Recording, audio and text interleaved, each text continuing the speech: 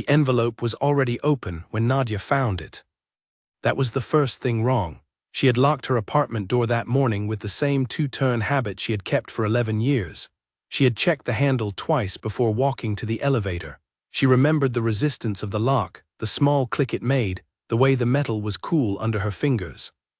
And yet the envelope on her kitchen counter had been opened, the seal torn carefully, not ripped, and placed back in the exact center of the counter, just beside her coffee maker, in a spot where she would see it the moment she walked in. Nadia stood in the doorway for 4 seconds without moving. She did not scream, she did not run. She stood there with her work bag on her shoulder and her keys still in her hand, and she looked at the envelope, and then she looked at every corner of the room she could see from where she was standing, and then she breathed. The apartment looked untouched. Her laptop was on the table where she had left it. The stack of files beside it had not been moved. The chair she always pushed slightly crooked when she left in the morning was still slightly crooked. Whoever had been here had not wanted to search the place. They had wanted her to know they could get in. She stepped inside. She closed the door behind her. She did not turn on any more lights than were already on. The envelope held a single sheet of paper. On it, printed in plain black ink with no letterhead and no signature, were 6 words. "You are looking in the wrong direction." Nadia read it 3 times. She set it back down exactly where she had found it. She went to the bathroom, filled the sink with cold water, put her face in it for 10 seconds and came back out. She was a forensic accountant. She had spent the last 14 months inside the financial records of Alderton Infrastructure Group, a firm that built roads and bridges and water treatment facilities under government contracts worth hundreds of millions of dollars. She had been hired originally to audit a single procurement irregularity, a relatively minor overspend on materials in a Northern District project. What she found instead, buried 6 layers deep in subsidiary invoices and ghost vendor accounts, was a coordinated scheme so large and so carefully constructed that it took her 4 months just to understand the shape of it. Money was being moved, not stolen in the obvious way, not cash disappearing from accounts that would have been caught years ago. It was being redirected. Shell companies in 3 different countries received payments for services never rendered. Those companies then distributed the money through a web of accounts that fed back eventually into personal holdings belonging to people whose names appeared nowhere on the Alderton payroll: politicians, regulators, a judge. A man who ran a procurement oversight committee and had, for 6 years, approved every single one of Alderton's major contracts without a single formal query.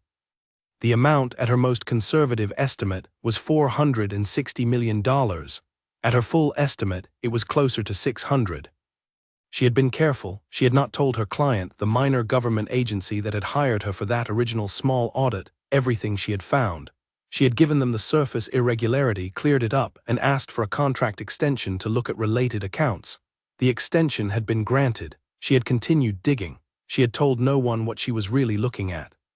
She kept her real files on a drive that never connected to the internet, and backed them up on 2 separate drives she kept in 2 separate locations. She had been, she believed, invisible. The open envelope said otherwise. Nadia sat down at her kitchen table and thought very carefully about what her options were. She could go to the prosecutor's office. She had a contact there, a man named Gregory Owens, who had worked financial crimes for 9 years and who she trusted more than she trusted most people in official positions. But Gregory worked inside a system, and that system had at least 2 people in it who were receiving money from the same accounts she had been tracking. She did not know if Gregory was one of them. She did not believe he was. But belief was not evidence, and right now she needed certainty, not belief. She could go to a journalist. She had thought about this before, on the nights when the files got too heavy and the weight of what she knew pressed against her chest like something physical. A good journalist, the right journalist, could make the whole thing public before any of the people involved could react. But a good journalist would need time to verify, and she would need to give them access to materials that, once shared, she could no longer control. And journalists, even good ones, had sources. Sources talked to other sources. Information leaked in directions no one intended. She could leave. Pack the drives, take a flight, go somewhere and hand everything over to an international body and disappear from the local equation entirely. She had thought about this too. She had even looked at flights once at 2 in the morning when she was tired and the files were open and the numbers on the screen felt like they were watching her. But leaving meant abandoning 14 months of work. It meant giving up the one advantage she had, which was that she was here. She understood the local structure. She knew where the bodies were buried, not literally, she hoped, and she could guide whoever received her evidence through it. A package of files dropped from a distance was much easier to dismiss or discredit than a trained forensic accountant sitting across a table and explaining exactly what each page meant. So she was staying. That had never really been in question. What she needed was time, 2 weeks, maybe 3, to finish the last section of her documentation and package everything in a way that could not be quietly buried by a junior official who decided it was too complicated to pursue. She needed to build a case so complete, so clearly laid out, that even someone who wanted to ignore it would find it impossible to do so. And she needed, between now and then, to not be frightened into making a mistake. The envelope was a message. It said, "We know what you are doing." It did not say stop. If they wanted her to stop, the message would have been different. What it really said, she decided, was, "We are watching." It was a test, not a threat. They wanted to see if she would panic. They wanted to see if she would run to someone and, in running, reveal how much she knew and how much she had documented. She was not going to give them that. But she also was not naive enough to believe that the envelope was the end of it. Whoever had been in her apartment had made a choice to leave only a note and not to take her laptop or her visible files. That meant they had not found her real materials, which meant they were not entirely sure what she had, which meant she still had an advantage, but it was a shrinking one. She needed help, not official help. Not the kind of help that came with paperwork and chains of command, and the possibility that someone in the chain was on the wrong side of this. She needed a single person who would stay close to her for the next several weeks, who had no connection to any of the institutions she was investigating, and who could be trusted to do their job without needing to know the whole picture. She needed a guard. The idea felt strange to her. She was not the kind of person who hired guards. She was a woman who lived alone in a 4th-floor apartment in a mid-sized city and who worked in numbers and logic and documentation. She wore sensible shoes to work and made her coffee too strong and kept her windows clean because she liked the light. She was not a person whose life required protection. Or she had not been until 14 months ago. She pulled up a website on her laptop, not a mainstream service, a private security registry she had stumbled across 3 months earlier while doing background research on a firm that appeared in the Alderton records. The registry was not easy to find. It required 2 referral codes to access, and its listings were terse and professional, with no photographs and no company names, just credentials, availability, and a contact method. She had bookmarked it without really knowing why. Now she knew why. She scrolled through the listings for 2 hours. Most of them were beyond her budget. Several were clearly corporate, teams built for executives or assets, minimum engagements that cost more per week than she earned in a month. A few were individual contractors, former military or law enforcement, their listings stripped of anything identifying but still communicating a kind of quiet competence through the precision of the language. She was looking for someone who did not stand out, someone who could be present without being conspicuous, someone whose profile photograph, on the rare listings that included one, did not say bodyguard the moment you looked at them. She found a listing near the bottom of the 4th page. It was brief, shorter than most. It gave a general region, her region, and listed experience in close personal protection, threat assessment, and what it called discreet presence. It listed no company, no previous clients, which was standard for this kind of work, no photograph. The contact method was a single email address made up of random letters and numbers. What made her stop on that listing was the last line. It said, in plain language, that the candidate was available for immediate engagement of 1 to 6 weeks, preferred domestic or low-profile settings, and that they worked alone. Alone, no team, no rotating staff she would have to explain herself to over and over again. One person, quiet, available immediately. She sent an email at 11:47 that night. By the time she woke up the next morning, there was a reply. It gave a name, Marcus Cole, and asked for a meeting time and location at her convenience. She wrote back with a coffee shop address and a time of 10 in the morning. She spent the rest of the night going through her files, not from anxiety but from habit. When the world felt uncertain, numbers helped. Numbers did not lie. Numbers sat where you put them and waited for you to understand them. She went through the latest set of documents. She had been working on invoices from a supply company that existed on paper only, connected to a holding account in a country that had bilateral agreements making its financial records extremely difficult to subpoena through normal channels. She had already found a way around that particular barrier, but it had taken 6 weeks of careful work and one phone call to a colleague in another city who owed her a favor. The invoices were, as she had suspected, entirely fabricated. The supply company had no physical address, no registered employees, no tax history. It had been created 4 years ago and had since received 43 payments from Alderton Infrastructure Group, totaling just over $17 million. That money had moved from the supply company's account into 3 different destinations within 48 hours of each payment arriving. 2 of those destinations she had already traced. The third she was still working on. She printed nothing. She saved everything to her encrypted drive, locked the drive in the hidden compartment at the back of her wardrobe, and went to sleep at 3 in the morning. She arrived at the coffee shop 15 minutes early. She chose a table near the back, where she could see the door and the window simultaneously. She ordered a coffee she did not particularly want and waited. Marcus Cole arrived at exactly 10 o'clock. She knew it was him before he reached her table, though she could not immediately explain why. He was not imposing. He was of average height with a build that was solid but not dramatic, and he was wearing clothes that were entirely unremarkable: dark trousers, a plain jacket that had seen better days, boots that were clean but not new. He had short, dark hair and a face that was calm in the particular way of someone who had trained the expression of calm into their features until it was their default. He was, she thought, the kind of person you could look directly at and then fail to describe accurately 20 minutes later. He found her table without scanning the room. He had already located her before he walked in. She understood that without being able to say how she understood it. He sat down across from her and said good morning. She said good morning back. He did not offer his hand. He did not look around the room again. He looked at her with the same quality of stillness that his walk had and waited for her to speak. She had prepared what she was going to say. She had rehearsed it the night before, the version of it that was true enough to communicate the real situation without giving him any of the actual details.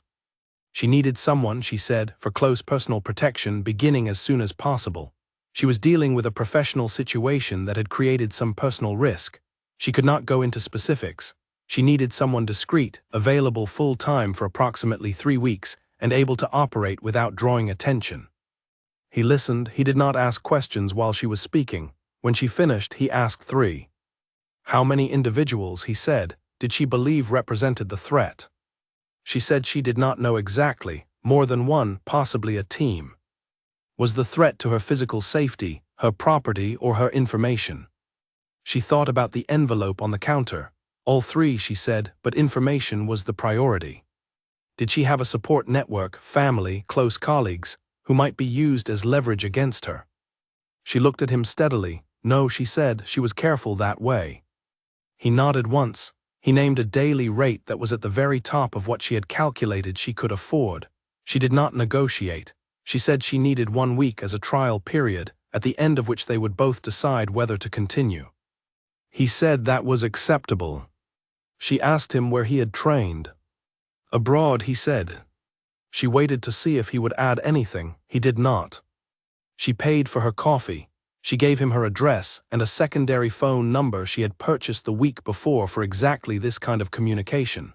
She told him he could begin that afternoon. He said he would be there at 2 o'clock.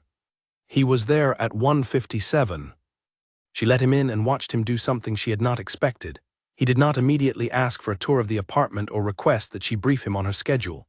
He stood in the hallway for a moment and looked at the space, not at her, with the same calm attention he had used in the coffee shop. He looked at the windows. He looked at the door. He looked at the angle from the main room to the kitchen and from the kitchen to the hallway. He looked at the back door that opened onto the fire escape. Then he asked her which of her existing locks she trusted. She pointed to the deadbolt on the main door. Not the chain, she said. The chain was original to the building and she didn't believe it would hold if someone pushed hard enough. He examined the deadbolt without touching it. He told her he would bring additional hardware the next morning. He asked where she slept. She pointed to the bedroom door. He asked if the bedroom door had a lock. She said it had a standard interior lock but nothing serious. He said he would bring something for that too. She asked him where he planned to stay.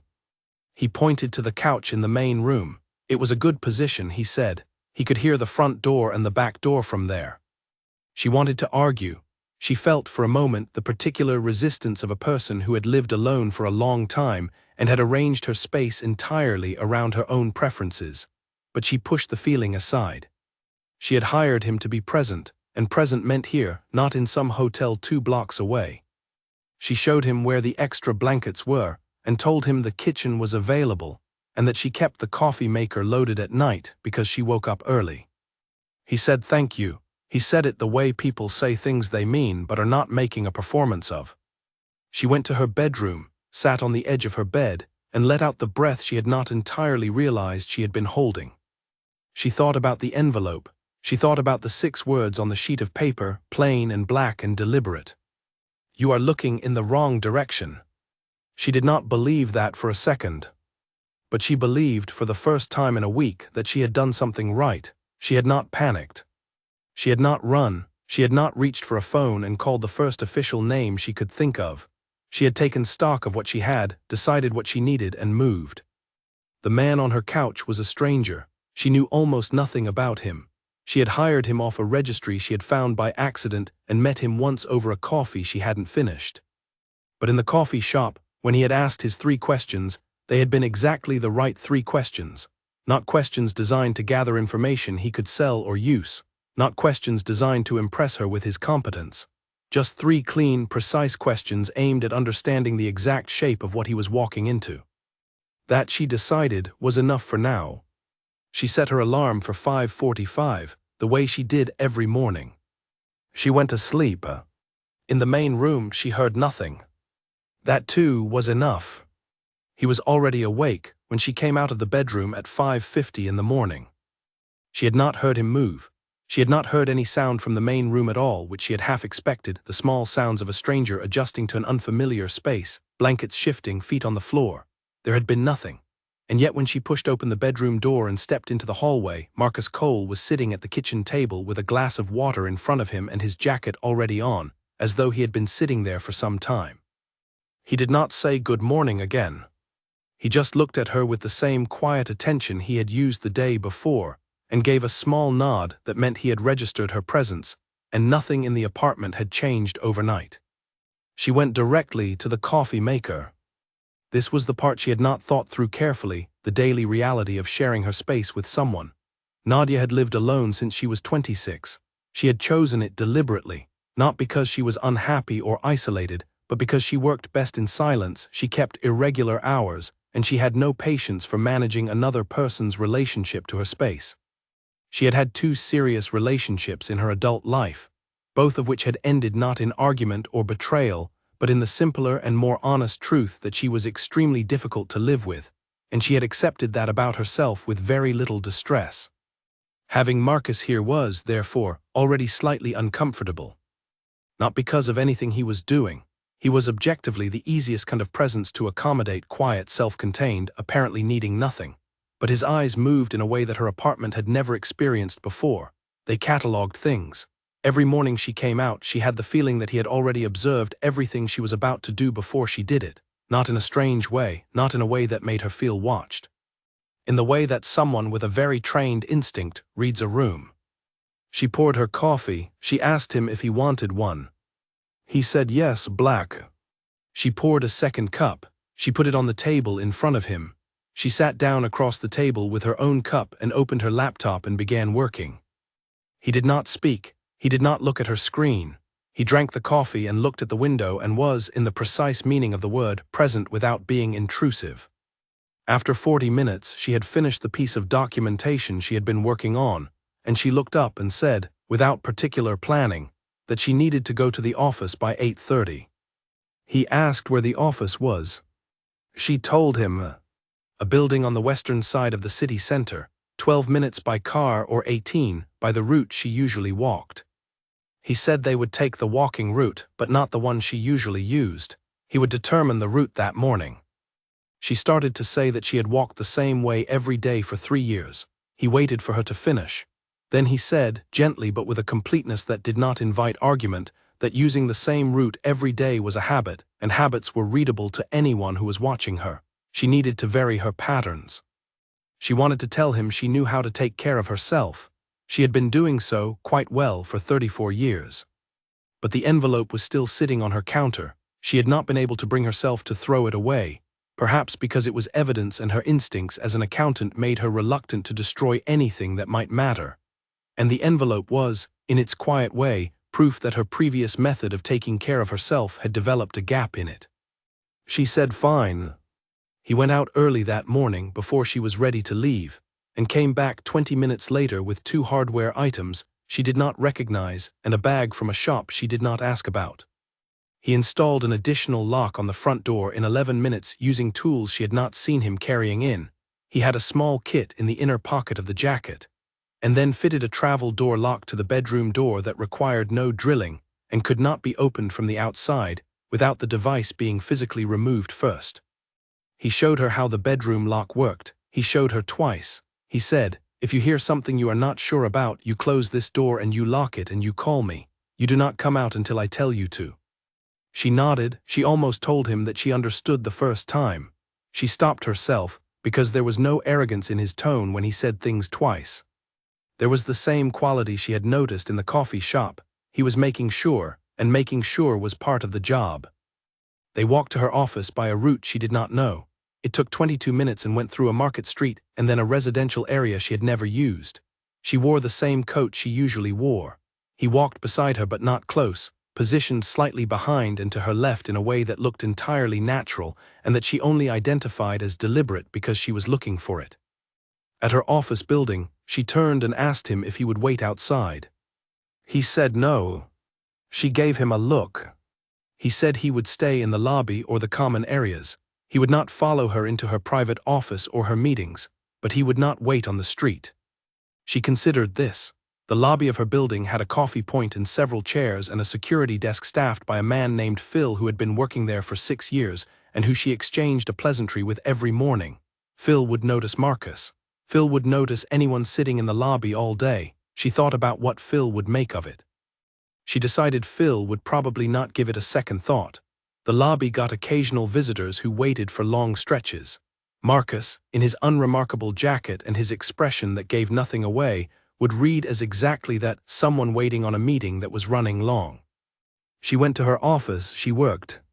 Around 11 in the morning she had a phone call with a colleague at a government audit department, a woman named Claire Booth who had been her closest professional contact for 7 years. They spoke every few weeks. Nadia was careful on this call, as she had been careful on all calls for the past several months. She gave nothing away about her current work. Claire, for her part, was talking about a project of her own, a contract dispute in a transport department, and Nadia listened with the part of her attention that could listen without revealing anything. After the call she sat back in her chair and looked at the ceiling for a moment. She missed talking to Claire properly. She missed being able to say, "Listen, you are not going to believe what I found."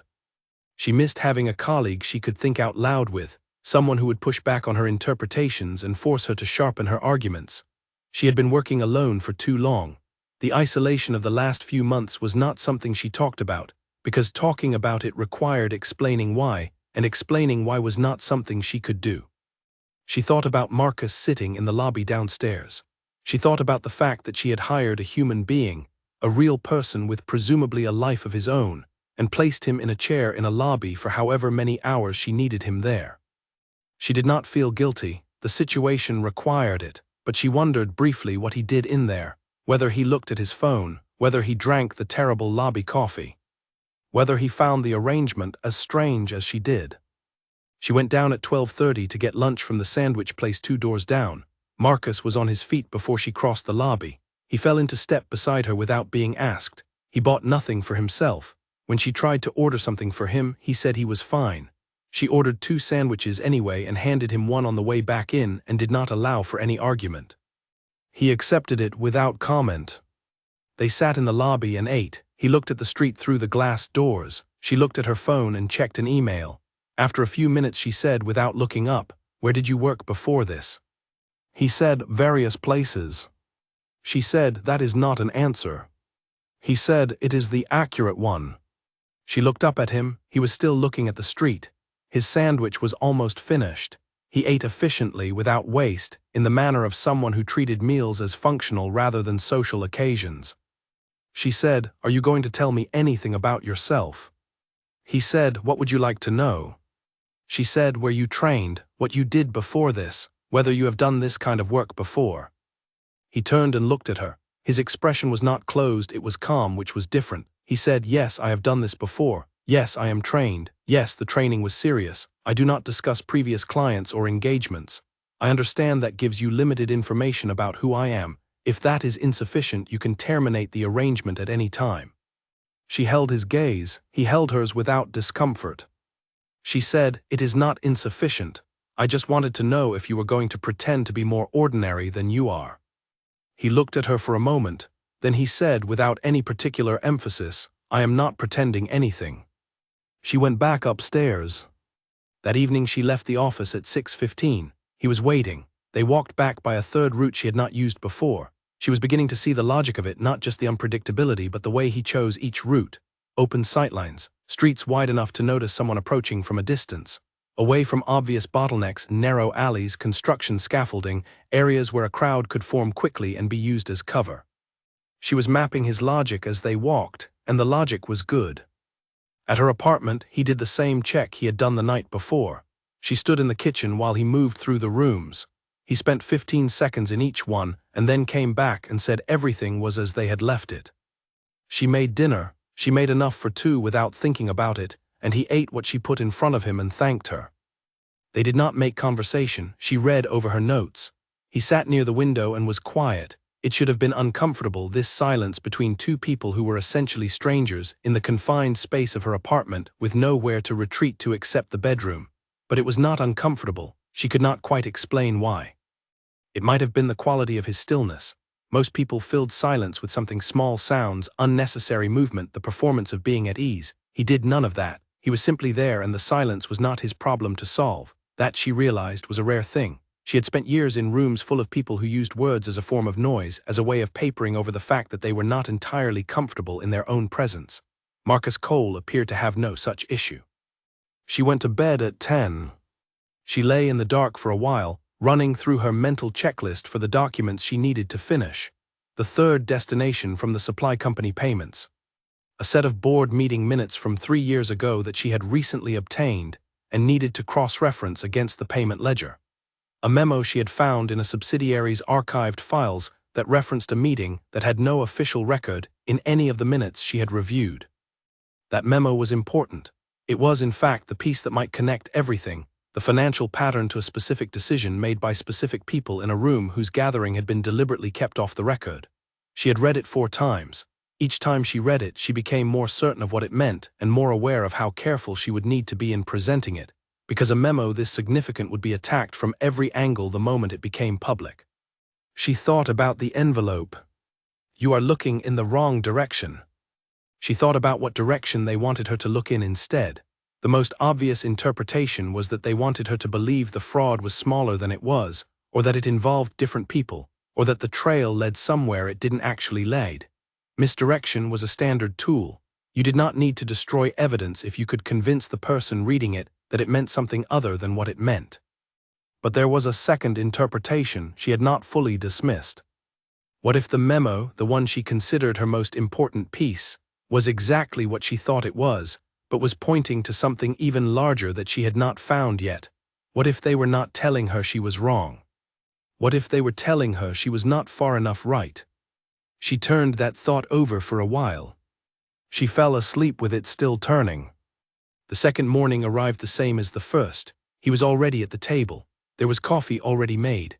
She did not ask how he had known when to put it on, whether he had heard her alarm or simply known from the light through the windows that it was coming up to her usual time. She poured her cup and sat down and opened her laptop. On the third morning, she noticed something that had been true on both previous mornings, but that she had not consciously registered until now. His shoes were wrong. Not wrong in the way of cheap or poorly made. They were clean and they fit well, and there was nothing obviously off about them. But she had worked in financial crime long enough to understand that the details of how people presented themselves were information. The jacket was slightly worn in a way that suggested it was regularly used, not recently purchased. The watch on his left wrist, she had noticed it on the first day and not thought about it again until now, was a plain, inexpensive model that told the time and did nothing else. But the shoes were different from the jacket and the watch. They were understated in a way that required effort. the same way that certain expensive haircuts look simple and certain expensive fabrics look plain. They were, if she had to guess, a very good pair of shoes wearing a deliberately ordinary appearance. She filed this away. She did not ask him about it. She reminded herself, building a picture. She had learned years ago that you did not ask the question the moment you formed it because the answer came from accumulation, not interrogation. You gathered data. You let the pattern show itself. You waited until you understood enough to ask the question that actually mattered. Marcus Cole was a data point. He was also, she was increasingly aware, not what he appeared to be. She kept that awareness in a separate folder in her mind, labeled and set aside, the way she filed documents she could not yet place but knew would become important. She went to her office. He sat in the lobby. She worked. On that third afternoon, someone followed them. She didn't see it first, she saw him see it. They were 2 blocks from her building, on the wider street that he had been routing them through, when something shifted in the quality of his attention. Nothing visible, no movement of the head, no turning, no change in his pace.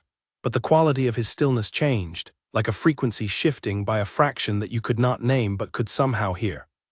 She kept walking, she said nothing. He moved slightly closer, closing the distance between them without touching her, and took a very gentle left that put them on a street she had not expected. They crossed into a market area. They walked through it without rushing. They came out on a street she recognized and were at her building 2 minutes later by a route entirely different from the one they had started on. In the lobby, he did not say anything about it immediately. He waited until they were in the elevator before he said, very quietly, "You noticed?" She said yes. He said, "One person. They stopped when we changed direction. That is not certain surveillance, but it is close enough to treat as such." She thought about that. She thought about the envelope. She thought about what it meant that someone might already be tracking her movements, 3 days after she had taken a precaution she believed was invisible. She said, "How long do you think we have?" He said, "That depends on how much they already know and what they are waiting for." She looked at the elevator floor for a moment, then she said, "I need 2 weeks, possibly 3. I need that time to do something I cannot walk away from and cannot rush." He said, "Then we will use the time well." The elevator opened, they stepped out, she unlocked the door, he checked the apartment. Everything was as they had left it. She stood at the counter and looked at the envelope for the 4th time. Whoever had put it there had expected her to react, to make a decision born of fear, to contact someone she shouldn't, or to run, or to drop the work and hope the threat dissolved. She picked up her laptop, she opened her encrypted drive, she pulled up the memo. She began to read it again from the beginning. By the end of the first week, Nadia had established that Marcus Cole did not own a smartphone. This was the kind of thing she noticed. Not through snooping, she had no interest in his belongings and made a deliberate point of not looking at them, but because he had been in her apartment for 7 days, sleeping 6 feet from her kitchen, and she had never once seen the particular blue light that phones cast on a person's face in a dark room. She had never heard a notification. She had never seen him scroll, swipe, or tap. He had a phone. It was a basic model, the kind that made calls and sent texts and did nothing else, and she had seen it on 2 occasions when he answered it, once briefly, stepping toward the far window and speaking too low for her to hear the words clearly, and once in the lobby of her office building with his back to her and his voice at the same careful register. Both times the conversation had lasted under 2 minutes. Both times he had returned to whatever position or task he had been occupying before the call and showed no sign of having been disturbed. She was building the picture, she was not rushing it. On the 7th morning he brought new locks, not one this time, a set of 4, for the 2 windows in her main room that he had been watching with increasing attention since the first day. They were a specific type she had never seen before, designed to lock at any angle of opening while still allowing ventilation, and they required no permanent alteration to the frame. He installed them in the time it took her to drink her 2nd cup of coffee. He did not need to check any instructions. He assembled each one from memory, with the familiar ease of someone who had done this particular task many times before in many different places. She said, "You carry those with you when you travel." He said, "I bring what the job requires."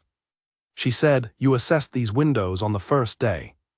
He looked at her, not with surprise, more with the recognition of someone encountering a person who is paying attention. He said, "Yes." She said, and you waited a week to address them. He said, I ordered the specific hardware that fits these frames.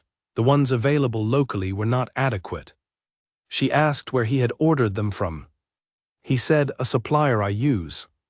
She decided not to push further.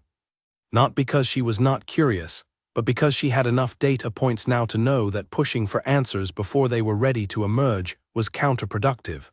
The picture was assembling itself at its own pace, and it was becoming more interesting with each edition. The 9th day was the first day something went wrong at the office. She had been working on the board meeting minutes, cross-referencing them against the payment ledger the way a musician might work out which notes belong to which instrument in a piece they can hear but not yet read. She was close. She had found the structural link she had been working toward, a chain of decisions that connected the financial irregularities to the regulatory approvals in a way that was no longer circumstantial but demonstrable, when her office phone rang. It was the agency director, not the project coordinator who usually called her, the director himself, which had not happened once in the 14 months of this engagement. He said he had been contacted by Alderton's legal team. She kept her voice completely level. She said, about what? He said, they've raised a formal objection to the scope of the audit. They're claiming the extension you're working under was not properly authorized and that you have been accessing documents outside the original terms of engagement. She knew immediately that this was not accurate. The extension had been authorized in writing. She had the authorization saved in 3 places. The scope of her document access had been specified in the contract addendum, and everything she had touched fell within it. The legal objection was not about the law, it was about pressure. She said, I have the authorization documents. I can send them to you today. He said, I know, I have seen them. This is not a legal problem, Nadia, it is a political one. They are not trying to win an argument, they are trying to create noise. She understood. Alderton's legal team did not expect to succeed in having her audit terminated.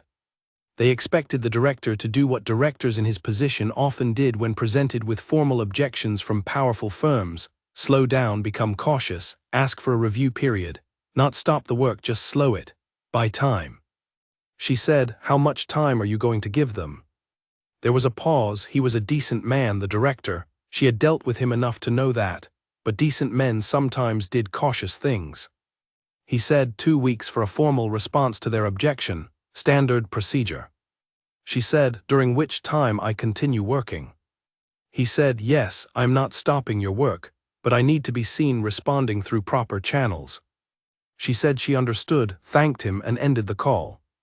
She sat very still for a moment. 2 weeks. They had given her exactly the window she needed, and not for the reason the director thought. By the time the formal response was due, she intended to be finished. The call told her something else as well. They knew she was still working. The legal objection was not random timing, it was a signal. We know you are still there, we are turning up the pressure. Let us see what you do. What she did was go back to the minutes. That evening, walking home by the route Marcus had selected that morning, she had stopped even glancing at which streets he was taking them through. She simply walked and let him navigate. She told him about the call, not the specifics. She told him the pressure was increasing and that she expected the situation to move faster in the coming days.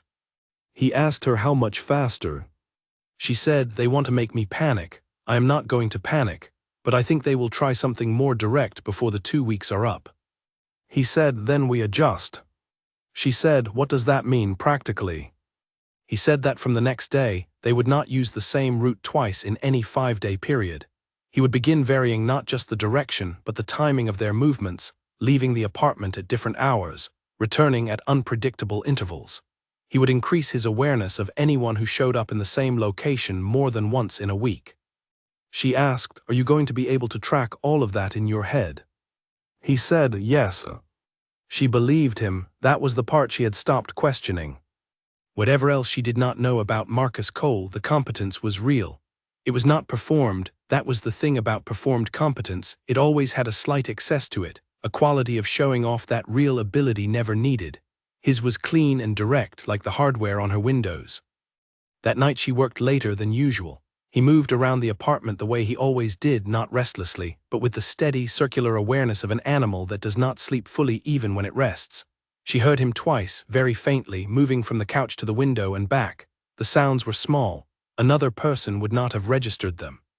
She had always been a light sleeper, and her ears had become sharper over the past months, tuned to things she was not consciously listening for. She got up at midnight to get water. He was at the window, not looking out, looking at the reflection of the room in the glass.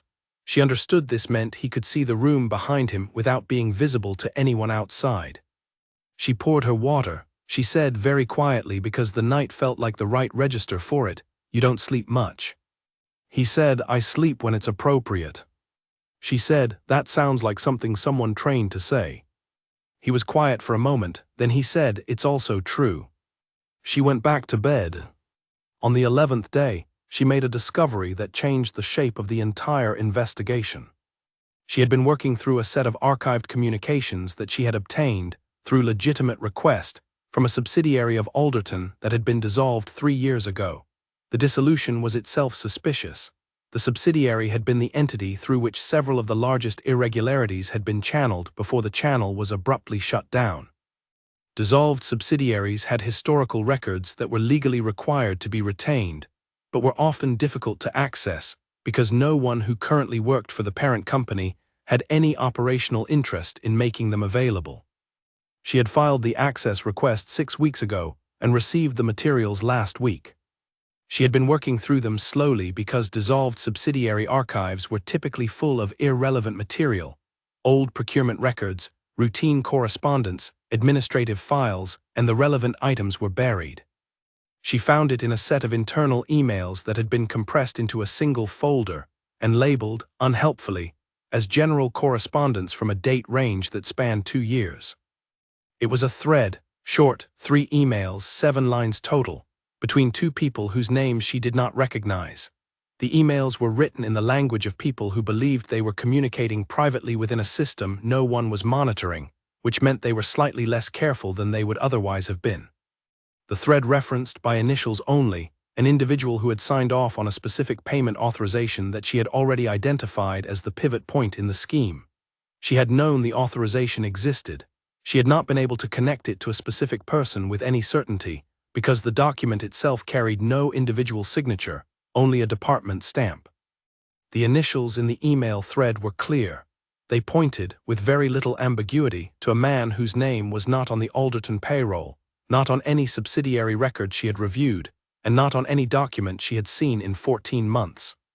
But the initials matched a man she knew from a completely different source, a public source, a man who had sat on the Procurement Oversight Committee for 6 years. A man whose approval had been on every major Alderton contract. A man whose name had appeared in the original documents she had reviewed, but always as an approver, never as a participant. His name was Philip Garner. He was 58 years old. He had received a public service commendation 4 years ago. He was, on paper, one of the most respected figures in infrastructure procurement in the country. She sat back in her chair and was silent for a long time. This changed things significantly, not because she had not suspected broadly that the corruption ran into the regulatory side, she had always known it did, but having a specific name, a traceable individual, a real connection between a specific decision and a specific person, meant the case had a face. Cases with faces were prosecuted. Cases that remained abstract were buried.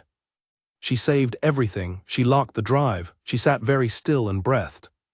Then she opened a fresh document and began planning the final sequence of the documentation. She worked until 3 in the morning. When she came out of the bedroom, she worked at the small desk in there when the hour got very late, a habit from years of working through nights alone. Marcus was at the table. He had made tea. He had made 2 cups. He pushed one toward her without looking up from whatever quiet point of focus he was keeping. She sat down, she drank the tea. She did not tell him what she had found. But she said, "I'm closer than I thought I was." He said, "Good." She said, "It's going to get more complicated before it gets less complicated." He said, "It usually does."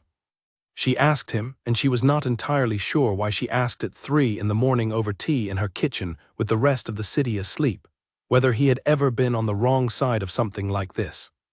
He looked at her, not with offense and not with deflection, with the measured quality of someone deciding what a question really means.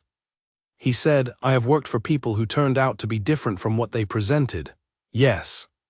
She said, what did you do when you found out? He said, I stopped working for them. She said, it was that simple. He said, it was that clear. Simple and clear are not always the same thing. She looked at her tea. She thought about Philip Garner and his public service commendation. She thought about the director who was doing the decent thing inside an indecent situation. She thought about Claire, who she could not call. She thought about the envelope on the counter that she still had not thrown away. She said, I am building something that cannot be dismantled. I need you to understand that. Whatever happens, whatever they try, I am not stopping until this is finished. He looked at her for a moment with the expression she had started to recognize as his version of something that other people might call respect. He said, I know. She went to bed. She slept 4 hours. She came out in the morning, and the coffee was already made, and he was already at the table, and the day began the same as every other day had begun. Except that now the case had a name at the center of it, and she could feel the whole structure of the past 14 months clicking into a new alignment around that name, the way a combination lock makes that definitive sound when the last number falls into place. She was not done. She needed to be certain before she was done. But she could see the end now, and it looked like what justice was supposed to look like. On the 12th day, she noticed the car. Not Marcus, she noticed it first, which surprised her. A dark vehicle parked across the street from her building 2 mornings in a row. Different parking space the second morning, but the same car.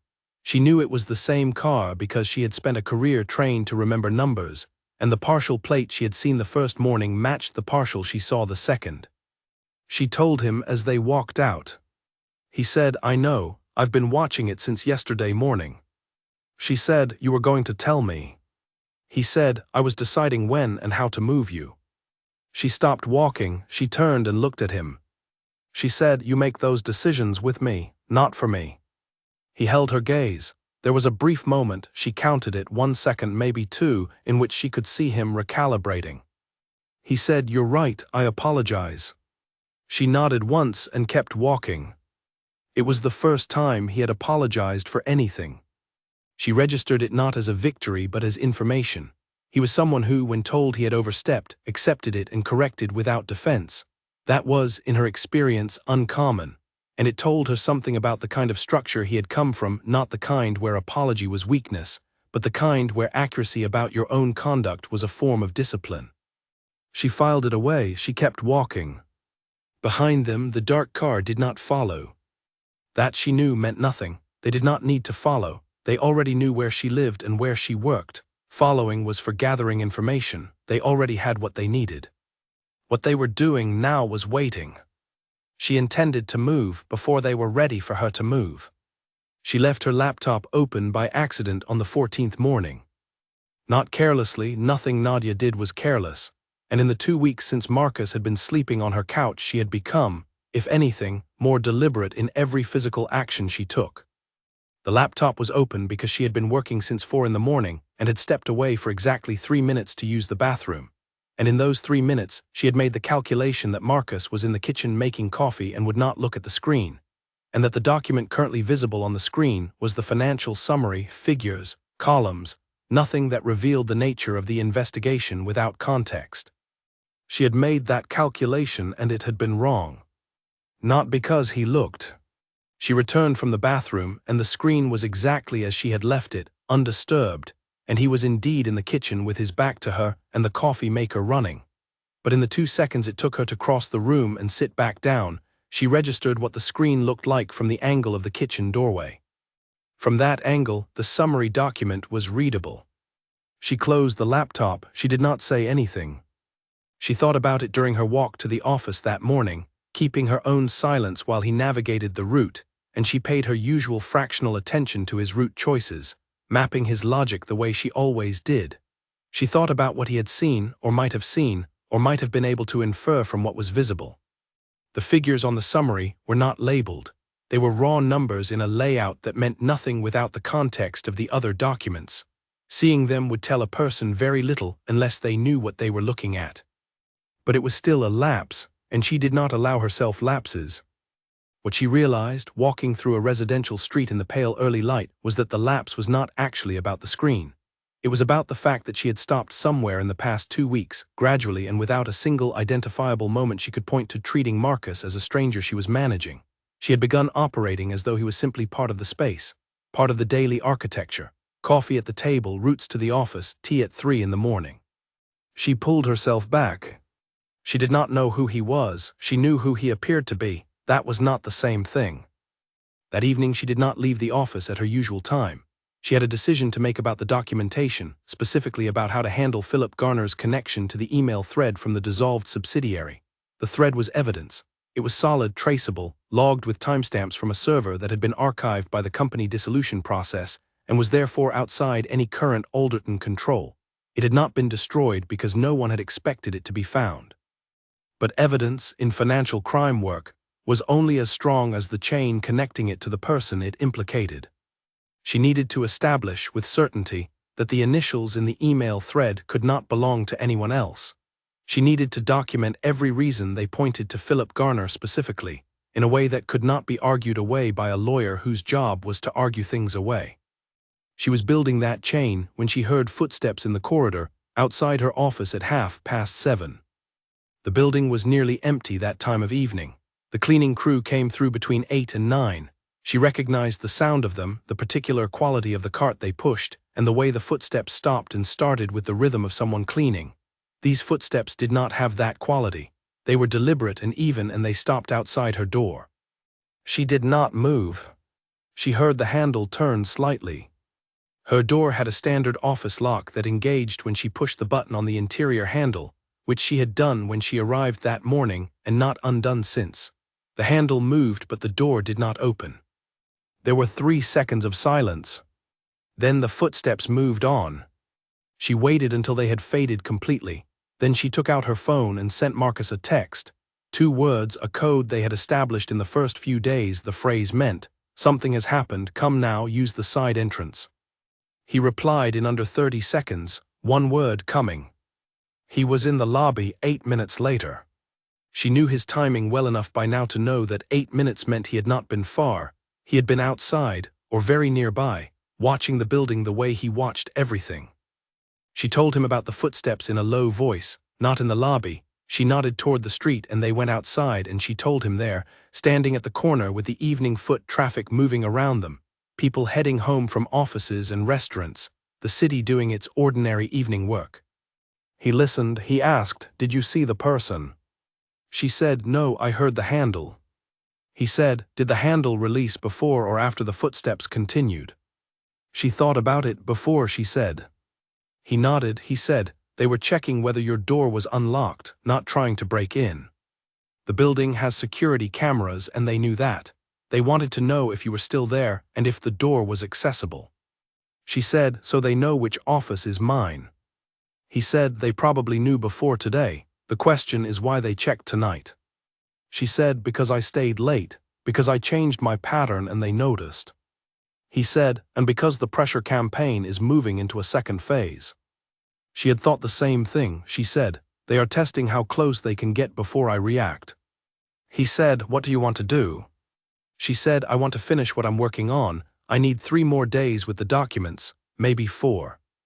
He said, "Then we treat the next 4 days differently." She asked, "Oh?" He said, "You do not work from the office, you work from home. We minimize your predictable movements. I increase external monitoring." She said, "What does external monitoring mean?"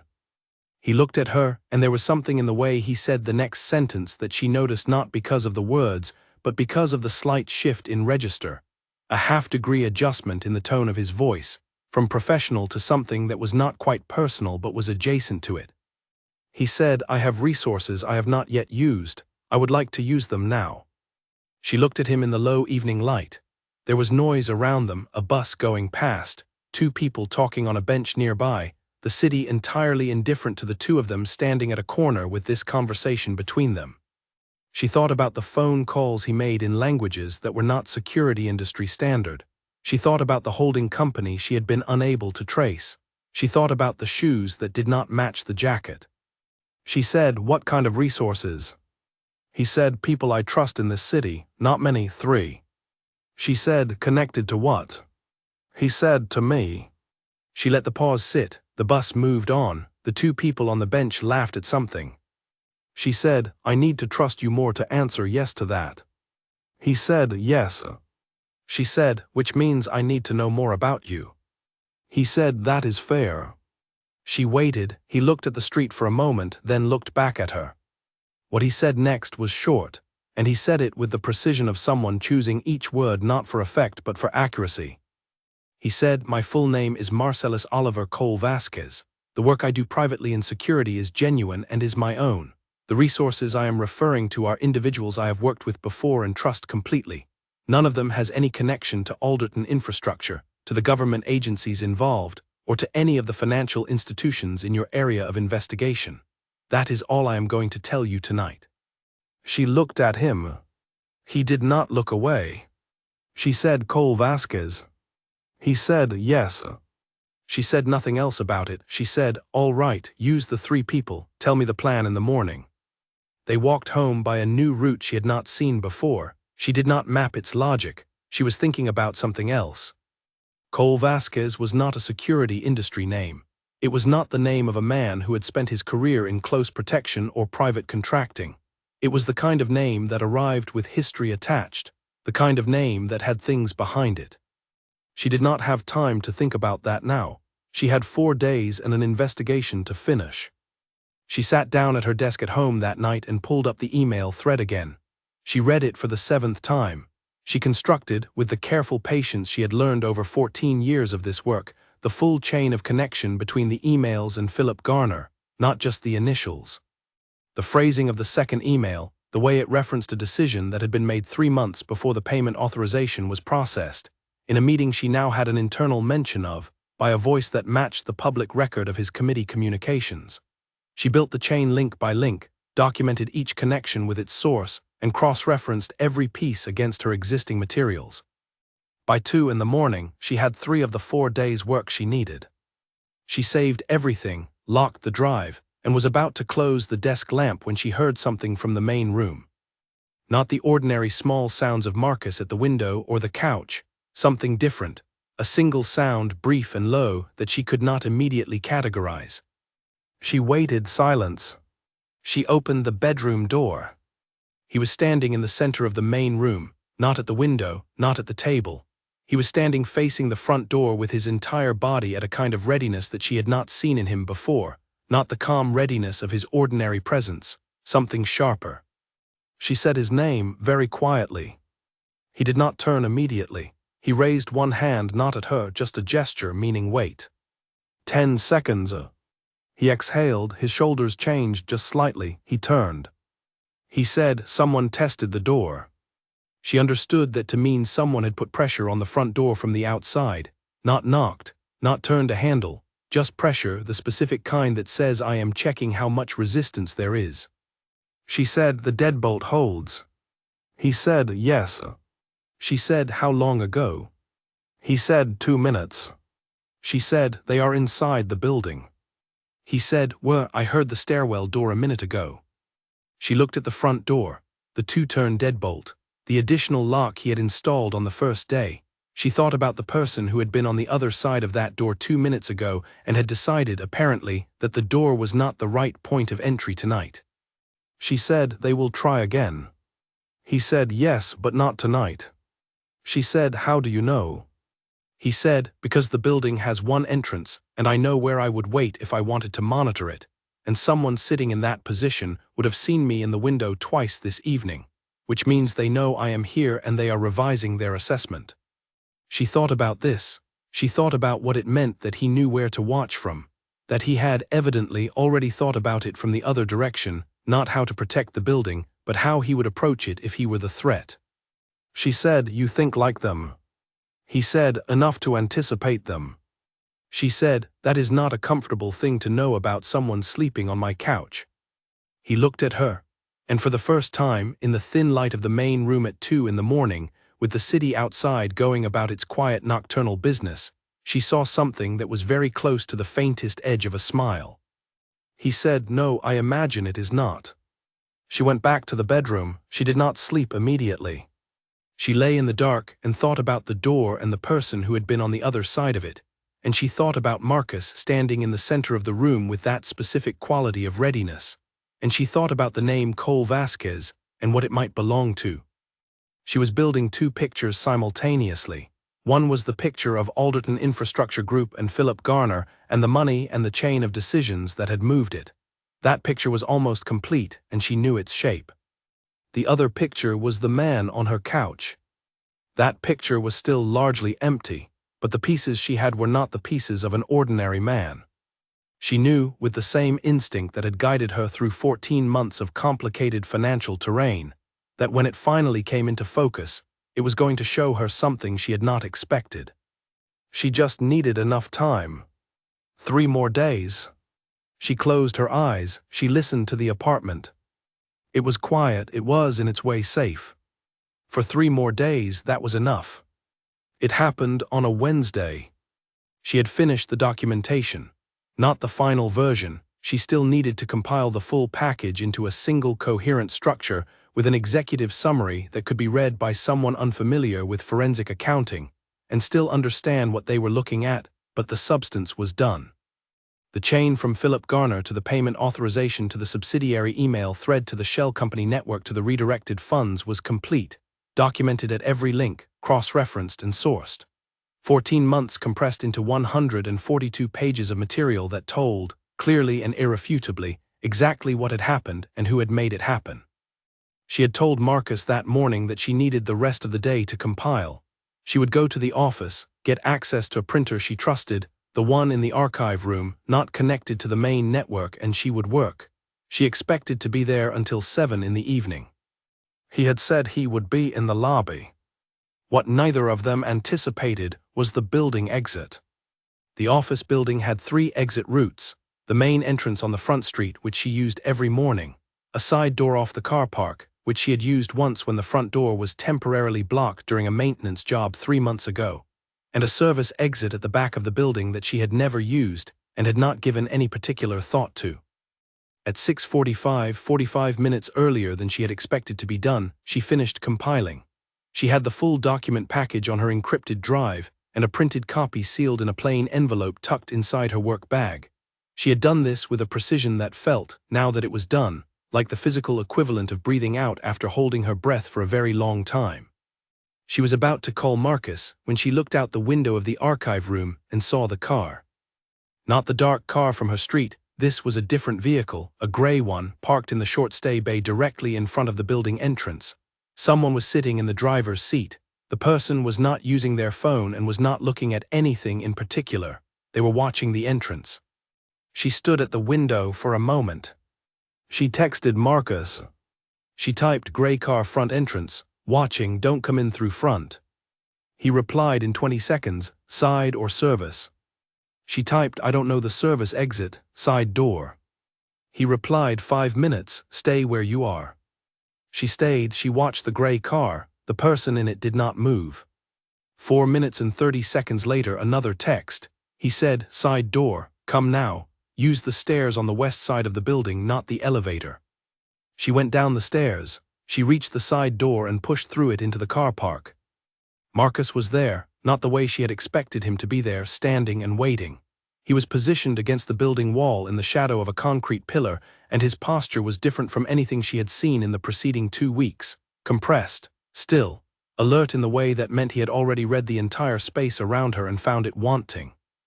He said, "Walk directly to the left, don't slow down." She walked.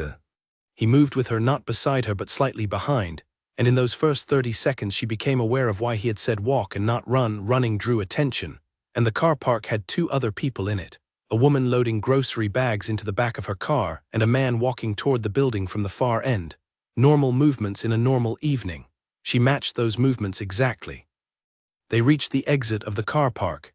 He turned them right, away from the front of the building, and they walked at the same pace along the side street for 2 full blocks before he spoke again.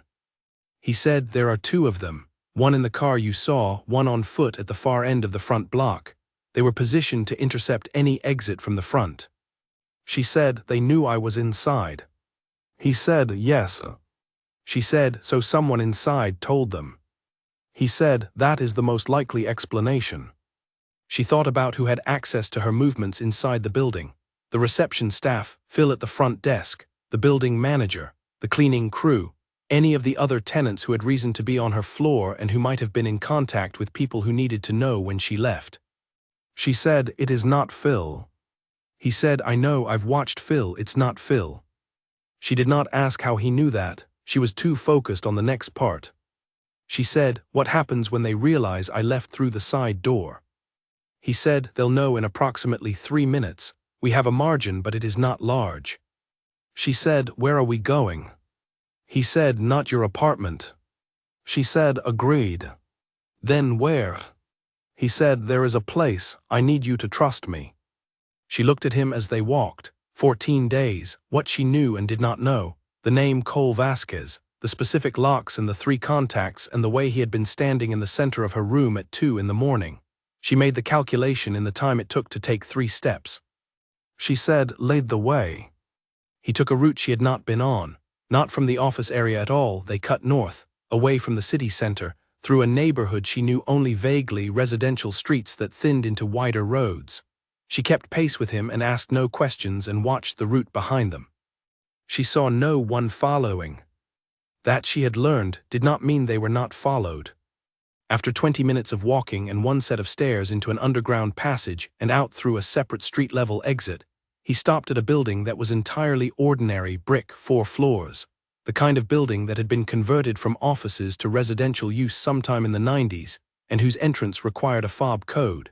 He entered the code without looking at the keypad. They went up to the 2nd floor. He unlocked a door at the end of the corridor. Inside was an apartment, not large, clean, sparse, and entirely impersonal. No photographs, no books, no objects that belonged to anyone. A couch, a table, a kitchen that had the correct supplies in it, coffee, water, basic food, and nothing else. Blackout blinds on every window. She stood in the middle of the room and looked around. She said, this is yours. He said, it is available to me, yes. She said, you planned for this. He said, I plan for contingencies, yes. She sat down at the table. She took the drive from her bag and looked at it, everything she had built, everything she needed to deliver, all of it intact. She said, I need to think about what to do next. Who receives this first? He said, you have time, no one knows this address.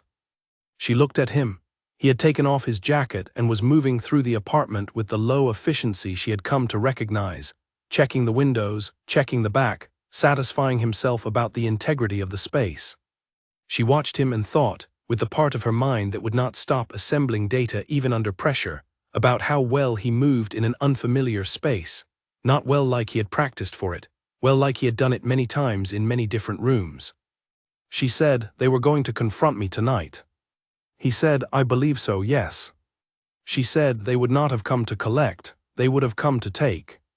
He said, the drive most likely, the documentation. She said, which means they know I finished.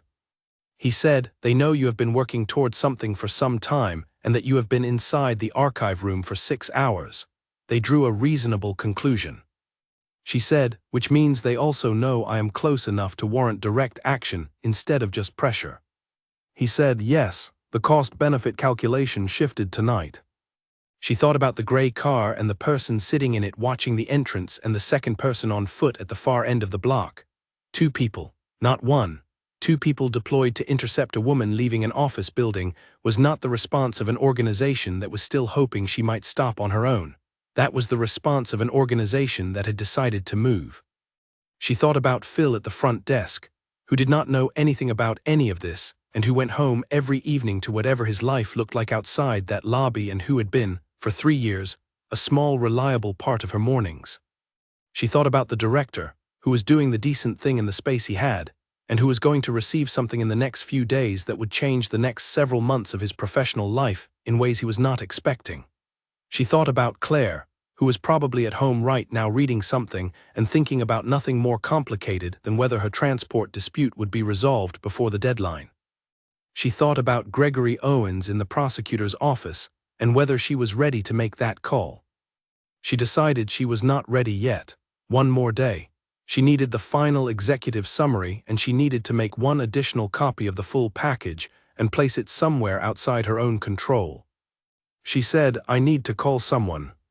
Not about the investigation, about a safe location for a copy of everything I have." He said, "Who?" She thought. She said, "There is a person, a colleague in another city. We worked together once on a case about 5 years ago. She is careful and she is trustworthy and she has no connection to any of this." He said, "Her name?" She hesitated. She said, "Do you need her name?" He said, "I need to know she is who you believe she is." She looked at him. This was the part she had resisted for 2 weeks, the part where protecting herself required handing pieces of her trust to someone she had not chosen to trust in the ordinary way. She had chosen Marcus for functional reasons, from a registry, after one meeting over a coffee she had not finished. She had not chosen him in the way you chose people you gave important information to. But standing in his contingency apartment at 7 in the evening after what had just happened outside her office building, she understood that the logic she had been operating on, keep everything separate, tell no one the full picture, maintain total control, was a logic that had just been outpaced. They had deployed 2 people to intercept her. They had a contact inside her building. The pressure was no longer theoretical. She needed help from someone in this room, and this was the person in this room. She gave him the name, Elaine Cassidy, another city institutional affiliation. She watched him absorb this. He did not take out his phone immediately. He looked at her first. He said, "Are you all right?" She had not expected that question, not in those words. She had expected him to move directly to the operational next step, the way he always moved from assessment to action without pause. She said, "Yes." He said, "The next 48 hours will be the most difficult part of this." She said, "I know." He said, "And after that?" She said, "After that, it is out of my hands, and in the hands of people whose job it is to finish it." He nodded. He took out his basic phone. He stepped toward the window, not to look out, just to position himself away from her, giving her a kind of private space within the small apartment, an acknowledgement that what she had just handed him was significant, and he was treating it that way. He made a call. She took out her laptop and began writing the executive summary. Outside, the city continued. Somewhere across it, 2 people in a gray car and on a pavement were realizing that the office building had been exited by a different route, and they were making phone calls of their own, and revisions were being made to plans. The race, which had been building quietly for 2 weeks and loudly for 2 hours, was now at full pace. She typed faster. She did not sleep that night in the usual way. She slept in fragments an hour, then 40 minutes, then 2 hours, and in between she lay on the narrow bed in the back room of his contingency apartment and ran through the executive summary in her head the way she sometimes ran through numbers, looking for the gap she had missed. Not because she believed she had missed one, because this was how her mind operated when the stakes were high. It checked, it double-checked. It ran the sequence again from the beginning and looked at every seam. The seams held. At 5 in the morning she gave up trying to sleep and came out into the main room. Marcus was at the table. There was a glass of water in front of him. There was another one on the opposite side of the table. He had known she would be up at 5, or close to 5. She sat down, she drank the water, she said, "Tell me about the 3 contacts you used last night." He had made 3 calls. The first she had heard. The second and third she had been too absorbed in the executive summary to register clearly. He said the first was to a man named Daniel, who works in building security for a firm I have used before. He confirmed that whoever contacted someone inside your office building did not go through any formal channel. It was a direct personal approach, likely outside work hours. He cannot say who received it, only that the method bypassed the system. She said, "So a personal relationship, someone who knew someone." He said, "Yes." She said, "That limits it considerably. The people who would have a personal relationship with someone able to approach an Alderton associate are not random employees." He said, "Correct." She thought about it. She said, "The building manager. He has been there 8 years, and before that he worked in property management for a group that had Alderton as a client." He said, "Yes." She looked at him. She said, "You already knew that." He said, "I had reason to think it. I wanted to see if you would arrive at the same conclusion independently." She held his gaze for a moment. She said, "You are not entirely straightforward, are you?" He said, "I am always accurate. I am not always immediate." She accepted this. It was, she had to admit, true of her as well. She said, "What were the other 2 calls?" He said, "The second was to a person who monitors digital traffic patterns in this city on a professional basis. I asked her to flag any unusual communication from the Alderton legal team in the past 48 hours. She said, "Can she do that legally?" He said, "She can observe patterns that are already visible at the network level. She does not access private content." Nadia was a forensic accountant, not a digital investigator, but she understood enough about network-level observation to know this was technically possible and legally ambiguous in a way that was not her immediate problem. She said, "And the third call?" He said, "The third was to arrange a secure location for your package, not your colleague in the other city, a parallel location. Someone here known to me who operates outside any financial or governmental structure." She said, "That was not what we discussed." He said, "You need 2 independent copies in 2 independent locations. If they reach one, the other survives. I arranged the second without telling you immediately because I made the decision in the same 10 minutes I arranged the first, and you were working on the summary." She said, "I told you, we decide things together."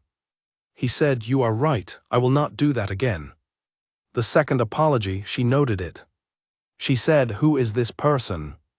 He said, "A woman named Frances. She ran institutional compliance at a major European bank for 18 years. She is now retired, and she owes me a personal debt that she has been waiting to repay for 3 years. She will hold a physical copy of your documents and a digital copy encrypted at a level that the people you are investigating do not have the resources to break." Nadia sat with this. Frances, a retired compliance officer from a European bank, owed Marcus a personal debt. She said, "What did you do for her?" He said, "I found something that had been taken from her and returned it." She said, "What kind of something?" He said, "Her daughter had been defrauded, significantly, by a man she trusted. I was in a position to trace the money. I did." Nadia looked at him across the table in the early morning light. She said, "So you find fraudsters?" He said, "When it is necessary." She said, "Is that what this is, for you?" He was quiet for a moment. The apartment was completely still. Outside, the city had not started yet, the hour between night and morning when everything pauses. He said, "Alderton Infrastructure has received significant public funds from this government for the past 8 years. My firm, one of my companies, bid on 2 of the contracts Alderton received. We did not win either contract. We subsequently discovered that the evaluation process for both was not conducted fairly. I began an investigation of my own 2 years ago." She looked at him. She said, "Your company?" He said, "Yes." She said, "And when you saw my registry posting?" He said, "I recognized that you were looking at the same structure from a different direction. A direction that had access I did not have, formal audit access, document access through official channels." She said, "You hired yourself to me to get access to my evidence." He said, "I hired myself to protect you, which I have done, and yes, to understand what you had found." She felt for a moment the clean burn of anger. Not panic, not betrayal. She had been too long in rooms with people who hid their real agendas to feel betrayed by the discovery of one. But anger, because she had been building a picture of this man with great care and finding it more trustworthy than she had expected, and now the picture was showing her a frame she had not anticipated. She said, "So from the beginning you had a purpose beyond the work I hired you for?" He said, "Yes." She said, "And you did not tell me?" He said, "No." She said, "Why not?" He said, "Because in the first week I did not know if you were as careful and as thorough as you turned out to be. I needed to assess the quality of the work before I committed any of my resources to it." She said, "And then?" He said, "And then I became certain that what you had was the most complete documentation of the scheme that existed. And I also became certain that the people you were investigating would move before you were ready." She said, "And so you stayed?" He said, "And so I stayed." She got up from the table. She went to the kitchen and poured herself a glass of water that she did not drink. She stood at the counter with her back to him and let herself be angry for exactly 60 seconds. Then she put the glass down, she turned around. She said, "Everything you have told me, your name, your company, the 2 failed bids, Francis, the 3 contacts, is all of it accurate?" He said, "Yes." She said, "Why should I believe that, given that you were not fully honest with me from the start?" He said, "Because I have not lied to you, I have withheld. Those are different things."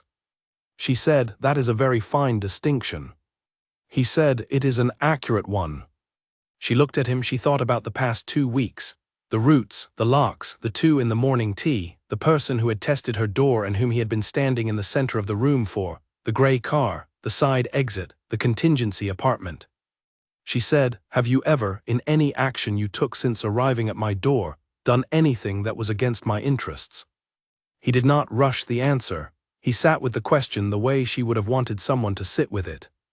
He said, "No." She said, "You protected me even when protecting me was only protecting me, not serving your own investigation." He said, "Yes." She said, "Why?" He said, "Because the job was real. I do not do the job partially." She believed him. She was not entirely comfortable with the fact that she believed him, because believing him required a kind of trust that the past 2 weeks had built without her fully noticing it being built. She had let it happen. She had been so focused on the investigation that she had not paid close enough attention to the accumulating weight of small, reliable things. The coffee that was always ready, the roots that were always sound, the calm at 2 in the morning, the apologizes that came without defense. She said, "I need to know the rest, the full name, the company, what Cole Vasquez means." He said, "You will want to sit down for some of it." She sat down. He told her. It took 20 minutes. Not because there was theatrical complexity to it, but because he told it the way she had come to know he told things, with precision and without decoration, which meant every sentence carried weight, and she needed to take each one properly before he moved to the next. The headline which arrived early in the 20 minutes was this: "Through his mother's family line, which was old and European and had more history than money but not nothing in the way of money either, he held a non-operational ducal title from a small principality whose modern relevance was largely ceremonial. He had inherited it at 31. He had spent the decade since then building a financial management and investment group that operated in infrastructure, sustainable development, and public-private partnerships. The group had capital assets that she would have found interesting in a professional context. He was not, in the ordinary sense of the word, a man who needed to work. He did this work, the close protection, the registry, the overnight couch in strangers' kitchens, because it was, as he put it in the plain language she had learned to expect from him, the way he best understood what was actually happening in the world rather than the version that arrived pre-processed in briefings and financial reports. She said, "You go undercover." He said, "I prefer direct experience." She said, "You have been doing this for how long?" He said, 8 years. She thought about that. 8 years of briefcases and lobby chairs and couch cushions in other people's apartments. A man with a ducal title and a substantial investment group, and a basic phone that only made calls, sitting in lobbies and watching entrances and drinking whatever coffee was available. She said, "Does anyone know what you are doing when you do this?" He said, "A small number of people, my legal counsel, Francis, the 3 individuals I contacted last night." She said, "The people who work for you in the investment group, do they know?" He said, "They know I travel frequently and that I sometimes undertake independent projects. They do not know the nature of the projects." She said, "And the title?" He said, "It is publicly registered. It appears in the correct places. I do not use it in daily life." She said, "But you use Cole Vasquez." He said, "Selectively." She looked at him for a long time. She said, "You could have told me this on the first day, or the second, or the 7th. He said, "Yes." She said, "And you chose not to." He said, "I chose to let the work establish the relationship. I have found that telling people who I am in full, at the beginning, changes how they behave around me in ways that are not useful to the work." She said, "I am not most people." He said, "No, you are not." There was a silence.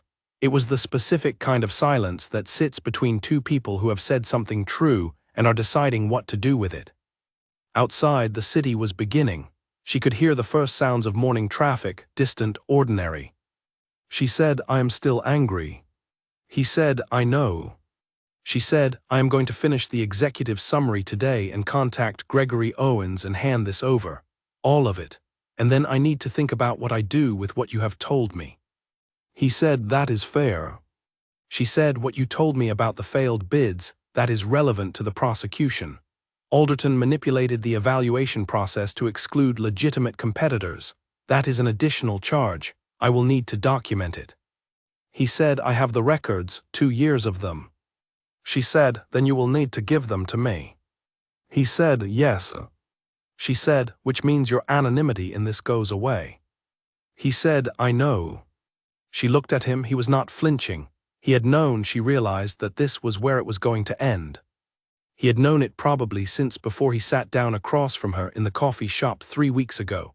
He was not a man who made decisions without looking at where they led. She said, "Then we have work to do." She pulled her laptop toward her. She opened the executive summary. He got up, went to the kitchen, and made coffee. She watched him do it, and she thought, he planned for this outcome. He came here knowing it would end with him in this document, with his real name attached to it, in a room with a woman who builds evidence chains for a living and who had just spent 3 weeks watching everything he did. He had walked into that willingly. She turned back to her screen.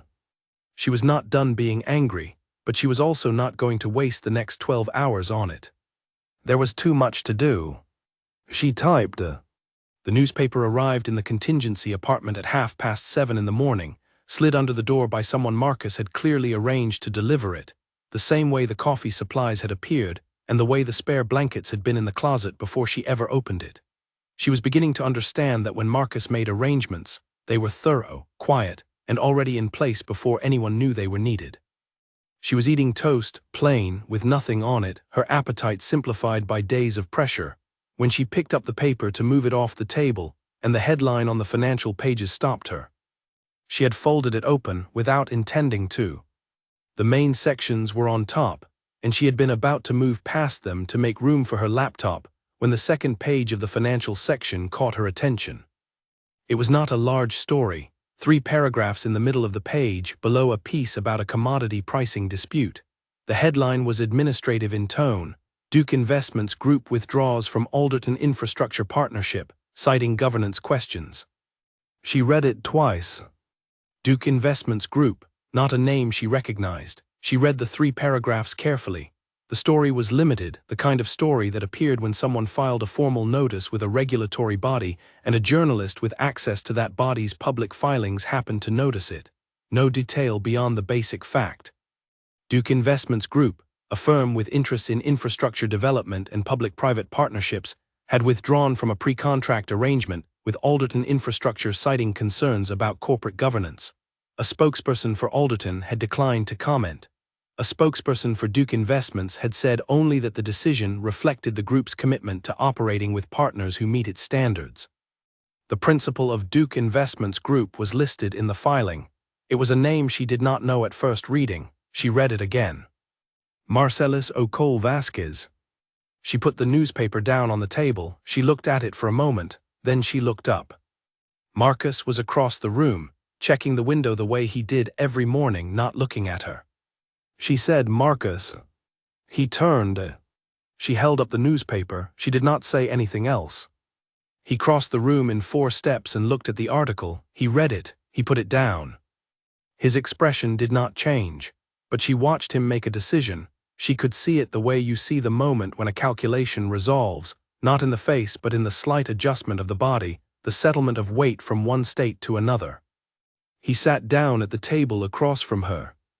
He said, "I filed the withdrawal last week, before I told you anything about the company. I did not tell you because I filed it before I had decided to tell you everything. And then by the time I decided to tell you the full story, I had already told you enough that this would have required another conversation I was not ready to have." She said, "The filing is public." He said, "Yes, I did not hide it. I could not have hidden it. It is a regulatory submission. I simply did not draw attention to it." She said, "And the name Duke Investments?" He said, "It refers to the title. In professional contexts, I sometimes use it as a descriptor for the group. I do not present it as a monarchic credential. It is understood as a company name in most of the contexts where it appears." She said, "But if someone looked closely." He said, "They would find the full registered details, yes." She said, "And this article means that Alderton's people now have another reason to connect a man named Cole Vasquez to their problems." He said, "It was always going to happen when the withdrawal was filed. The timing was not ideal, but I made a judgment call about the governance of my own company and I stand behind it." She looked at him, she said, "You filed this to remove your company from any appearance of benefit from the scheme." He said, "Yes." She said, "Which means you were already planning to have your name attached to the prosecution case, even before you told me you were." He said, "Yes." She took a breath. She thought about the man sitting across from her, a man who had spent 8 years doing work that could never be acknowledged, who held a title that rarely appeared in the same sentence as his actions, who had walked into her apartment 3 weeks ago with worn-out jacket sleeves and expensive shoes, and the quiet of someone who had made peace with not being understood correctly. She said, "Who else has seen this article this morning?" He said, "Anyone in the financial community who reads the filings, which includes, with near certainty, someone connected to Alderton." She said, "Which means they know you are not just the guard." He said, "They would not have known I was the guard to begin with. They know Cole Vasquez, they know Duke Investments.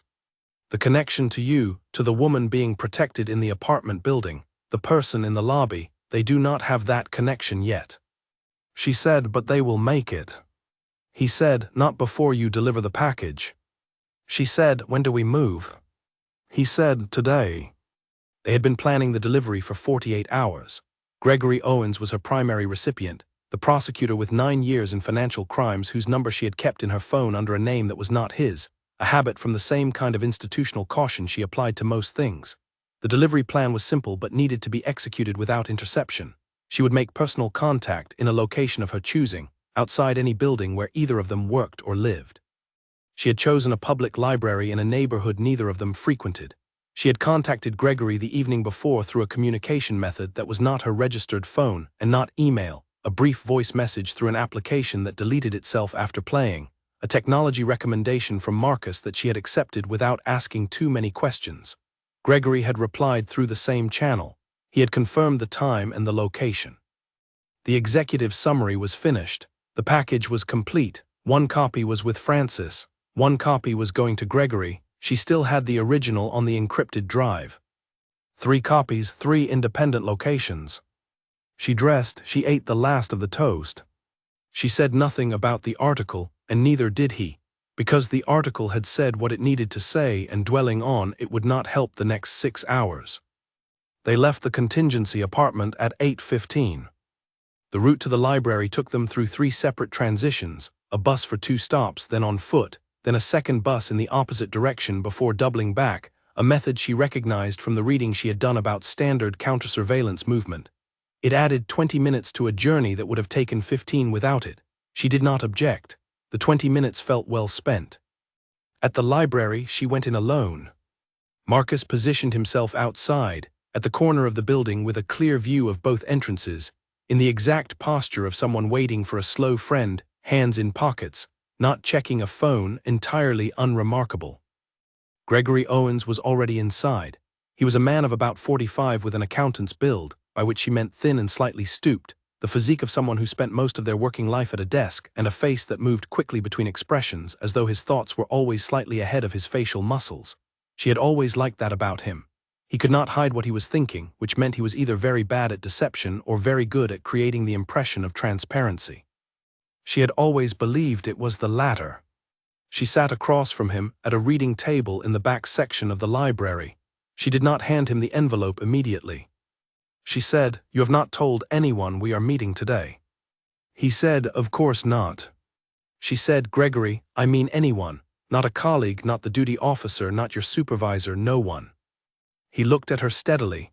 He had known her long enough to know when she was being precise and when she was being urgent, and this was both. He said, "No one, I understood your message." She said, "When I give you this, you will understand why. You have 2 people in your office who cannot be present when this is opened.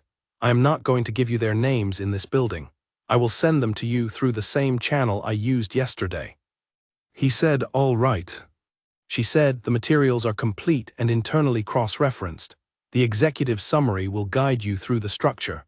I have been working on this for 14 months, and I can answer any question you have, but I cannot do so in any building currently connected to either of our official institutional affiliations."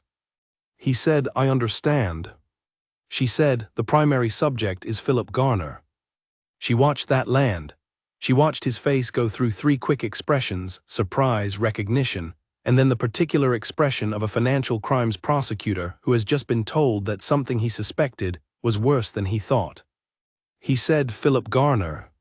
She said, "Yes." He said, "You can demonstrate it." She said, "I can demonstrate a great deal more than just Philip Garner. He is the connective tissue between the regulatory side and the corporate side. What I have built goes beyond him in both directions." He exhaled slowly. He said, "Nadia, how long have you been carrying this alone?" She said, "Long enough." He said, "Are you safe right now?" She thought about Marcus at the corner outside. She said, "I have protection." He accepted this. He did not ask more about it, which was one of the things she had always valued about Gregory. He understood that some things were not his to ask. She passed him the envelope. He held it with both hands. He did not open it there. He understood without being told that it was not to be opened in a public space. He said, "What do you need from me in terms of immediate steps?" She said, 1. You contact no one inside your office until you have a secure channel confirmed. 2. You read the summary first before any of the source documents because the summary gives you the structure and the structure matters. 3. If you need to verify any specific document against its source, you come to me. Do not try to go around me to independent verification before you have read everything, because the pieces of this are interconnected and the sequence matters. He said, "And the individuals who cannot be present?" She said, "I will send their names in 1 hour." He nodded. He put the envelope inside his briefcase. He closed the clasp. He looked at her. He said, "You are extraordinary, you know." She said, "I know, finish your coffee." He almost smiled. He stood up, said goodbye in the ordinary way 2 colleagues who meet at a library say goodbye, not dramatic, not charged, just 2 people parting in a public place on a Thursday morning, and he walked to the exit at a normal pace. She sat for 2 minutes more. She looked at the shelves of books around her. She thought about 14 months. She thought about the envelope on her kitchen counter and the 6 words on the plain sheet of paper and the person who had placed it there to make her afraid. She was not afraid. She was tired, in the particular way of someone who has been carrying a weight for a long time and has just put it down. Not in a place where it was safe forever. The next weeks would be complicated, the investigation would be long, there would be legal challenges and procedural delays and attempts to discredit her methodology. She knew all of this, but the weight was no longer only hers. She stood up. She walked to the exit. Marcus was at the corner. He saw her and did not change position, which meant nothing in the external environment had changed. She walked to him. He said, "Done." She said, "Done." They walked away from the library in the direction of no particular destination, just movement, just the city around them and the ordinary morning continuing. And after a full block of silence she said, "The article this morning." He said, "Yes." She said, "Your legal team will have questions." He said, "I have already spoken with them." She said, "And?" He said, "They advise disclosure, full and formal. They have been advising this for some time." She said, "And you have been resisting." He said, "I have been waiting for the right moment." She said, "Was this the right moment?" He walked beside her for a few steps. She could see him doing what she had learned to read as his version of serious thought, not visible in his face, visible in the slight change in the rhythm of his walking. He said, "Yes." She said, "Then let them do what they need to do." He said, "There will be journalists." She said, "There always are." He said, "My name will be in the coverage." She said, "Yes." He said, "Yours might be as well." She had thought about this. She had thought about it the night before and the night before that. She had decided with the same deliberate clarity she applied to everything that she could live with it, not easily, but she could live with it. She said, then it will be. They walked on. The city moved around them. Somewhere across it, Gregory Owens was in a car, with a briefcase on the seat beside him, heading to a secure location she had suggested to him via the same disappearing voice message. Somewhere else, a man whose initials she had found in a dissolved subsidiary's archived email thread was going about his Thursday morning unaware that it was going to be one of his last ordinary Thursdays for a very long time. The sun was fully up. It was a plain, clear morning. She kept walking. 3 days after she handed Gregory the package, he called her. Not through the disappearing message application. He called her on the secondary phone, the one she had purchased before she hired Marcus, the number she had given to only 4 people since she got it. He had that number from the first day she had given it to him as her contact in case he needed to reach her without going through official channels. She had given it to him 2 years ago, before any of this, because it was the kind of preparation that people in their line of work sometimes made without knowing exactly when it would be necessary. She picked up on the second ring. He said, I need to see you, not the library, somewhere else. She said, how urgent? He said, today. She said, this afternoon. I'll send you the location. She ended the call and sent the location to Marcus, who had been sitting at the contingency apartment table working through a set of documents of his own, financial records from his 2 years of independent investigation, which he was preparing in the specific format she had specified for attaching as a supporting addendum to her package.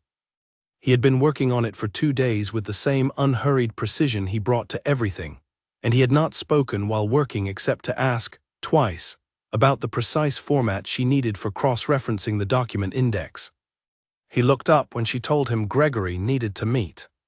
He said, what does he have? She said, I don't know yet, he did not say. He said, do you want my read on it?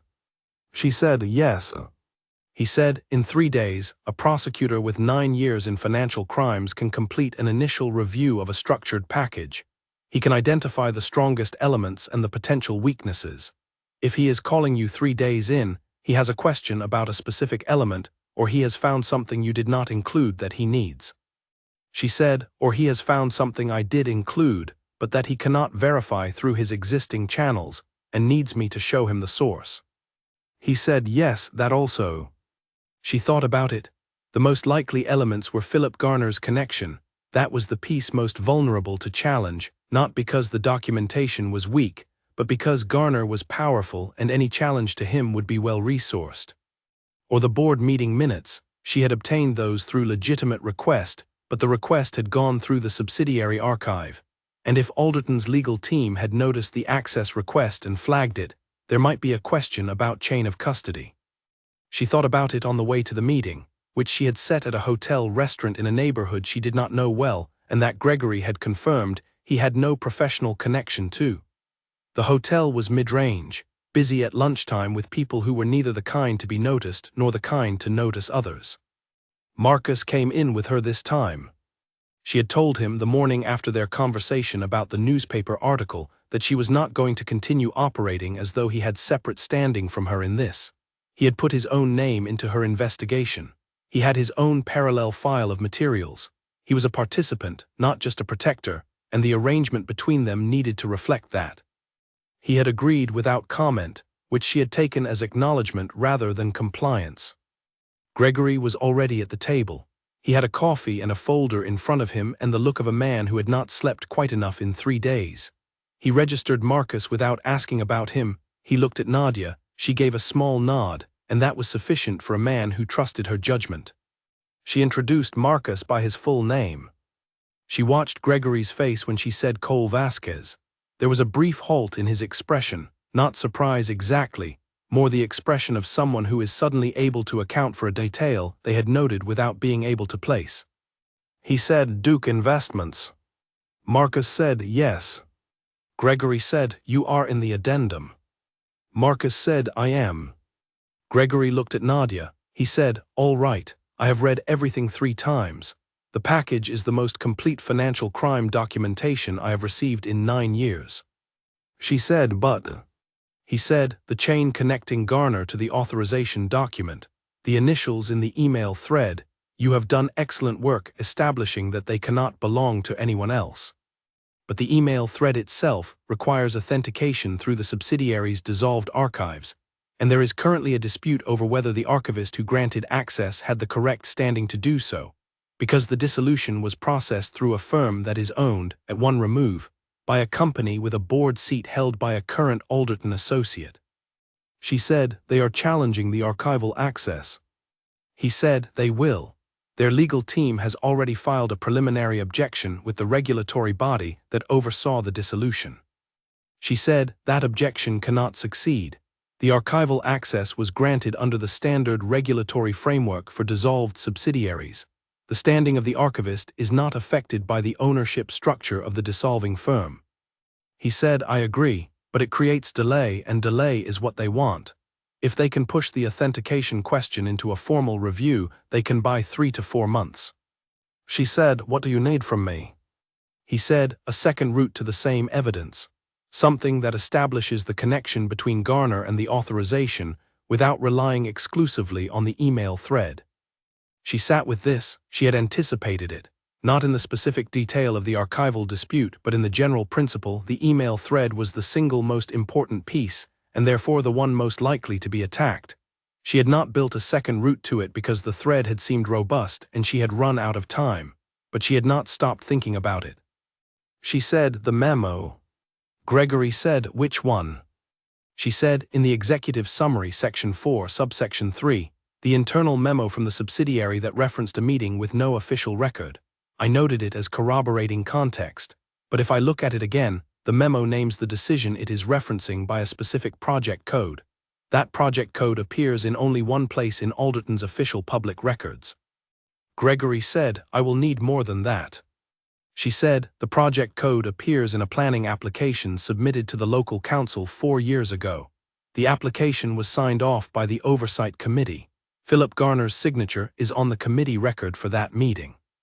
If the memo references a decision connected to that project code, and Garner's name is on the Oversight Committee record for that exact project, that is a second chain, independent of the email thread. Gregory looked at her. He said, you are building this as we speak. She said, I built it 9 months ago and filed it in a corner of my memory because I was not sure it would be needed. He said, how long to document the second chain? She said, 2 days. He said, what do you need from me in those 2 days? She said, protection of the archival dispute process. I need the objection slowed down, not stopped. I understand you cannot stop it, but slowed. Every formal objection has a response window and a review window. Make sure each one is used fully. He said, I can do that. That is entirely within normal procedure. She said, and I need you to begin the parallel process with the council records. They are public. The planning application is public. Garner's committee signature is public. None of that requires the subsidiary archive. He said, we can access those today. She said, good. He said, when can I expect the second chain documentation? She said, Thursday, end of day. He nodded. He looked at Marcus. He said, and your materials, the failed bids?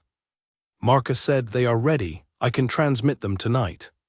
Gregory said, we will need to list you as a witness. Marcus said, I know. Gregory said, that will generate coverage. Your name will be in connection with this. Marcus said, I am aware of the implications. Gregory looked at him for a moment. He said, not unkindly, you understand this will also generate questions about why you were in a close protection role for the lead investigator. Marcus said, yes. Gregory said, which will require an explanation. Marcus said, the explanation is accurate. I found that the investigator's work overlapped with my own investigation and determined that the threat to her was real and that I was the most appropriate person to address it. Gregory said, it is also a somewhat unusual explanation. Marcus said, it is an accurate one. Gregory looked at Nadia. She said, it is accurate. Gregory sat back. He picked up his coffee. He was quiet for a moment, which was unusual for a man whose face was rarely still. He said, I want to be honest with you both. When this becomes public, and it will become public probably within 2 weeks of the formal submission, the story about the investigation will be one story. The story about how it happened, who was involved, what the personal dimension looked like, that will be another story. And the second story will follow you. Nadia said, I know. He said, for a long time, longer than the first story. She said, Gregory, I have known that since before I hired anyone. He looked at her, he almost smiled. He said, of course you have. She said, is there anything else you need from me right now? He said, no, go build the second chain. They left the hotel restaurant. Outside, the afternoon was midway through itself, not quite the angle of rush hour, still the kind of light that makes a city look briefly like a painting of itself. She walked beside Marcus and did not speak for half a block. He said, the second chain. She said, I know where to start. The planning application is searchable in the council database. I can access it tonight. He said, and Garner's committee record. She said, also public. I have the council meeting minutes in my existing files from a separate research thread. I need to cross-match by project code. He said, you had this before. She said, I had the pieces. I had not yet assembled them in this particular sequence. He said, because you did not think it would be needed. She said, because I was building the primary chain, and the memo felt like supporting context rather than a second main argument. He said, you make very few errors. She said, I make enough of them. He said, the archival dispute is an error they manufactured, not one you made. She said, the vulnerability existed whether or not they exploited it. I should have built the second chain as a matter of course. He said, and now you are building it. She said, and now I am building it. They walked. She was already running the sequencing in her head, the project code, the planning application page number, the relevant committee minutes, the point where the memo's language connected to the public record. She was building the chain as they walked, fitting it together in her mind the way she might fit pieces of a structure together on a table, checking the joints. She said, the planning application is registered under a project name, not just a code. The project name will be in Alderton's public corporate communications as well. Annual report, probably 3 years ago. He said, you have the annual reports. She said, all of them, from the past 8 years. He said, 3 years ago would be the year the oversight approval was issued. She said, yes. And if the annual report references the project in the context of the approval, which I believe it does, because I remember noting the project in that report as connected to the oversight record, then the public corporate record itself links Alderton to the approval process in a way that is independent of the subsidiary archive entirely. He said, 3 independent public sources pointing to the same connection. She said, and the email thread as a 4th. Even if the thread is delayed by the archival dispute, the prosecution case does not depend on it. He said, they will not have anticipated that. She said, they anticipated the archive. They did not anticipate someone having memorized the Alderton annual reports. He said, most people have not memorized the Alderton annual reports. She said, most people are not me. He said nothing for a moment, then he said, no, they are not. It was the simplest thing he had said in 3 weeks. It was also, in the way of things said simply and accurately, the thing she would remember longest. She walked faster. She needed a laptop and a database login and approximately 6 hours of the kind of focused work she did best. She had 2 days, and she intended to use every minute of them. She built the second chain in 31 hours. Not 2 days. 31 hours, because she sat down at the table in the contingency apartment on Wednesday evening and did not stop working in any meaningful way until Thursday midnight, when the chain was complete and documented and backed up and formatted in the same style as the rest of the package, so that Gregory's team could integrate it without confusion. The planning application, the project code, the committee minutes, the annual report reference, the memo. 5 sources, all public except the memo, which was archived but legally obtained. Each one pointing to the same node, a specific decision made in a specific period, authorized by a specific person whose name appeared in each of the 5 sources in a different form, none of which alone constituted proof, but all 5 of which together constituted the kind of proof that existed independently of any archival dispute, and that could not be made to disappear without destroying records held in 4 separate institutional locations.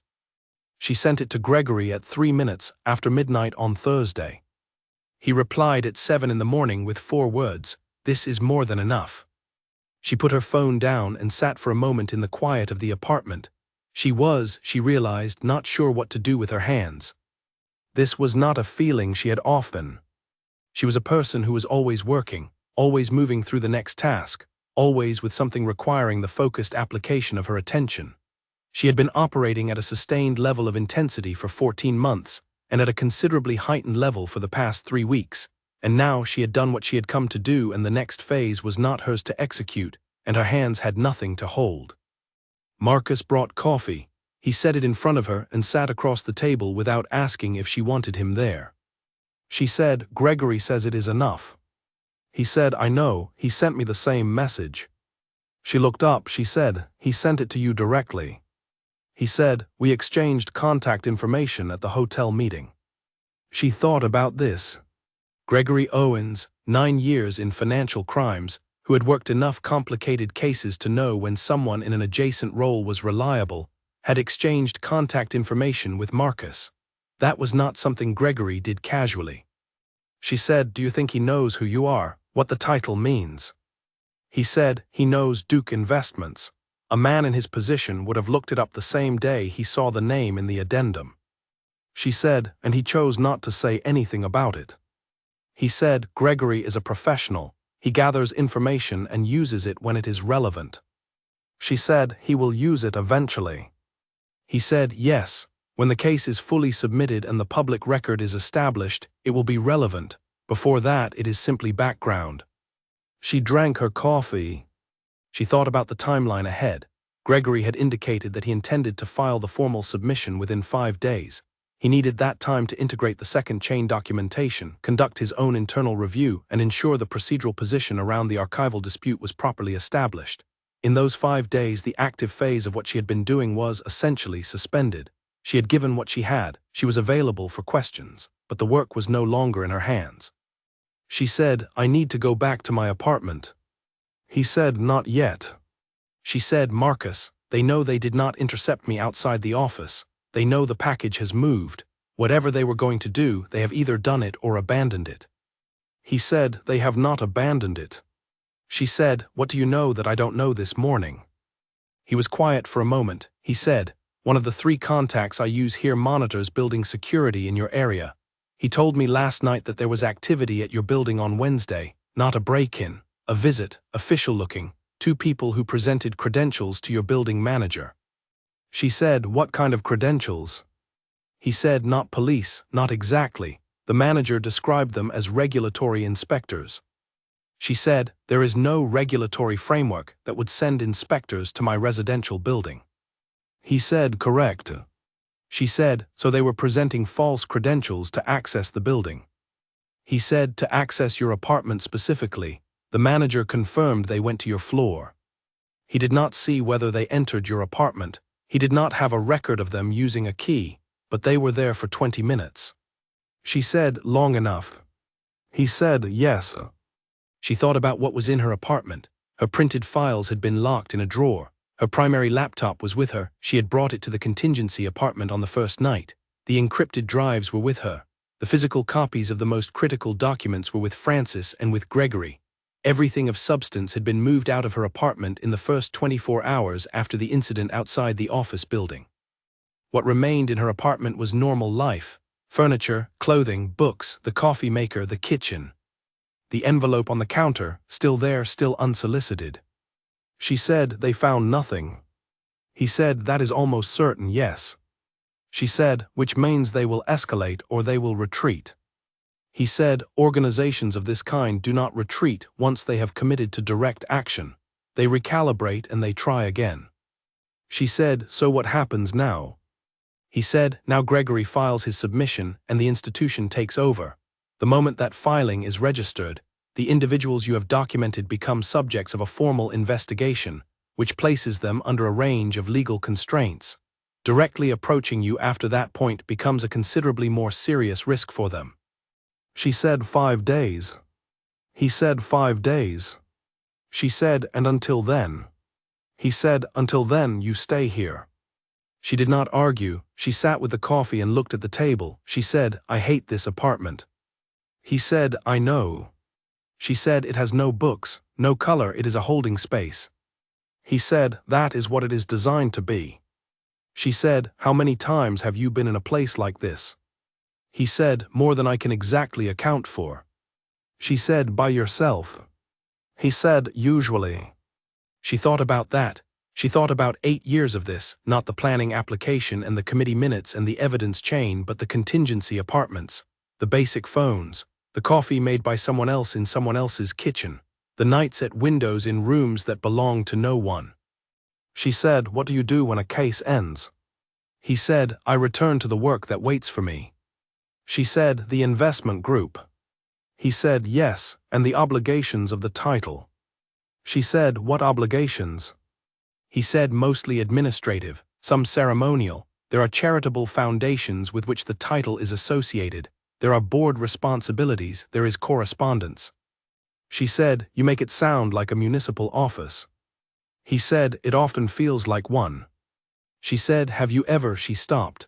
She reconsidered the question she had been about to ask, not because it was inappropriate but because she was not entirely sure what she wanted to know. She said, do you find it difficult to come back? He looked at her. He knew what she meant without her having to be more specific. He said, the adjustment is always real. The work out here, she knew he meant the close work, the direct work, the work that had them in the same kitchen for 3 weeks, has a quality that the administrative life does not. And coming back to the administrative life after this quality is always a kind of renegotiation. She said, and you do it willingly, every time. He said, I choose to do it. Willingly is a word for a different kind of choice. She thought about that. She thought about the fact that this man had walked into her apartment 3 weeks ago with every intention of leaving at the end of it, returning to his offices and his board responsibilities and his correspondence, and that he was going to do exactly that, and that she had no claim on any of it and had not expected to.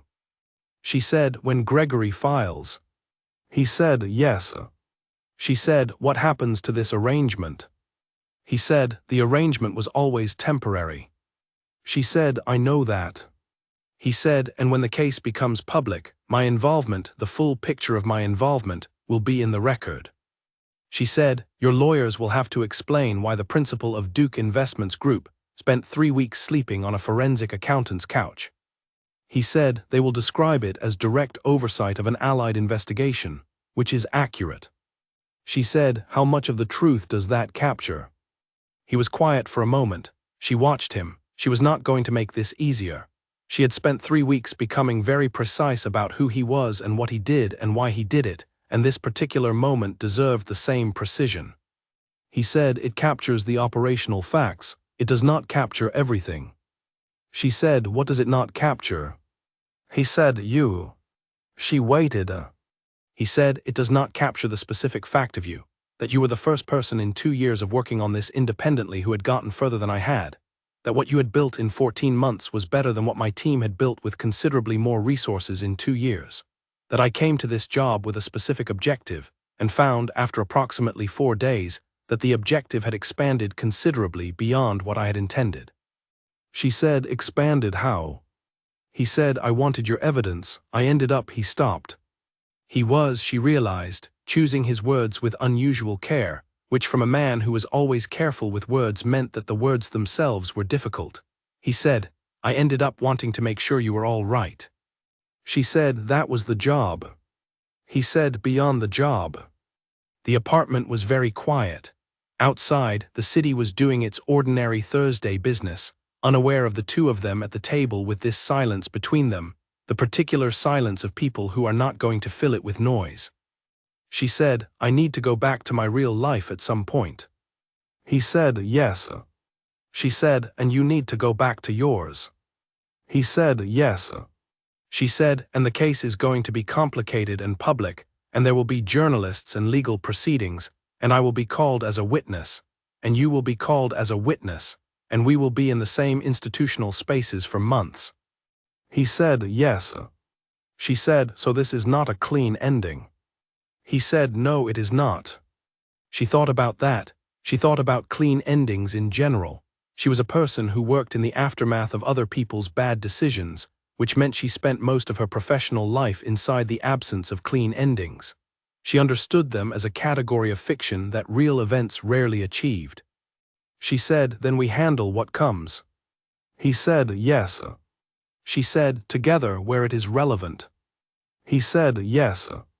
She said, "And separately where it is not." He said, "Also yes." She picked up her coffee. It had gone slightly cool. She drank it anyway. She said, "I am going to need you to stop arranging things without telling me." He said, "I know." She said, "And I am going to need, when this is done and the case is public and the dust has settled, a full accounting of every decision you made in the past 3 weeks that you made without consulting me." He said, "That is fair." She said, "I am not asking because I am still angry. I am asking because I am the kind of person who needs to know what happened in a situation in order to understand it. And this is the most unusual situation I have been in, and I want to understand it completely." He said, "I will give you everything you want to know." She nodded. She put her cup down. She said, "5 days." He said, "5 days." She opened her laptop, not because there was work to do on the case. The case was Gregory's for the next 5 days and she needed to leave it with him, but because she had not opened her professional email in 3 weeks, and she was a person with a professional life that existed outside this apartment and this case, and it was time to begin the careful process of returning to it. She started with the emails. There were many. She sorted them by sender and began at the beginning. Marcus got up from the table. He went to the window. He stood where he always stood, in the position that let him see the room and the street simultaneously, and the apartment settled into the quiet of 2 people working in the same space, each in their own register, not talking, not needing to. She worked through the emails. Outside, the city moved. 5 days. The story broke on a Tuesday morning, 6 weeks after Gregory Owens filed the formal submission. It did not break quietly. It broke the way things break when they have been contained too long and at too much pressure, fast, in multiple places simultaneously, with a kind of coverage that overtook itself as each new detail emerged and sent journalists back to update what they had already published.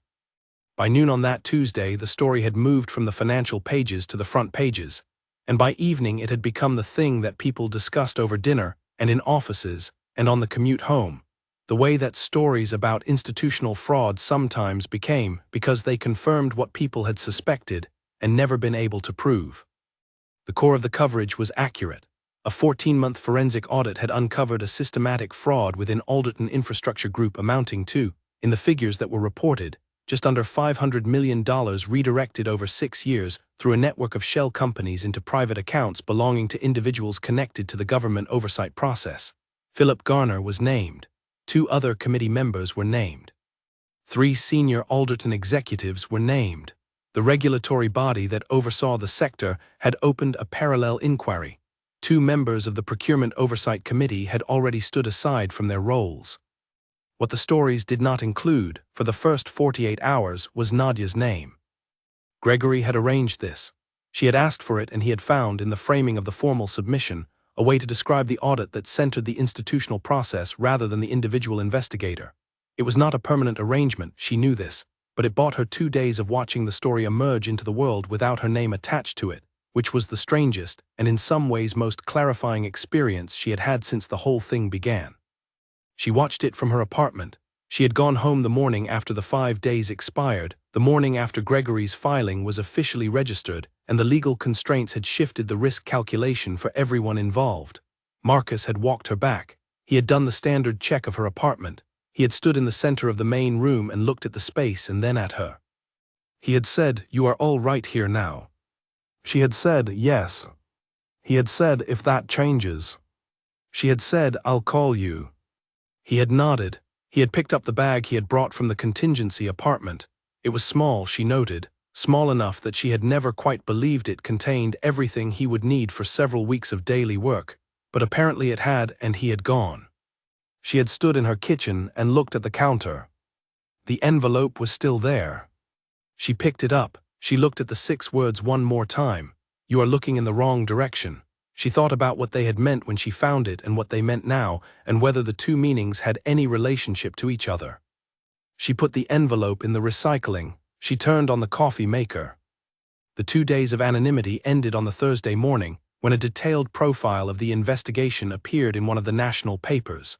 The journalist had been thorough, genuinely thorough, the kind of thorough that came from multiple sources and careful reading of the formal submission's publicly available sections. The story was accurate. It named her.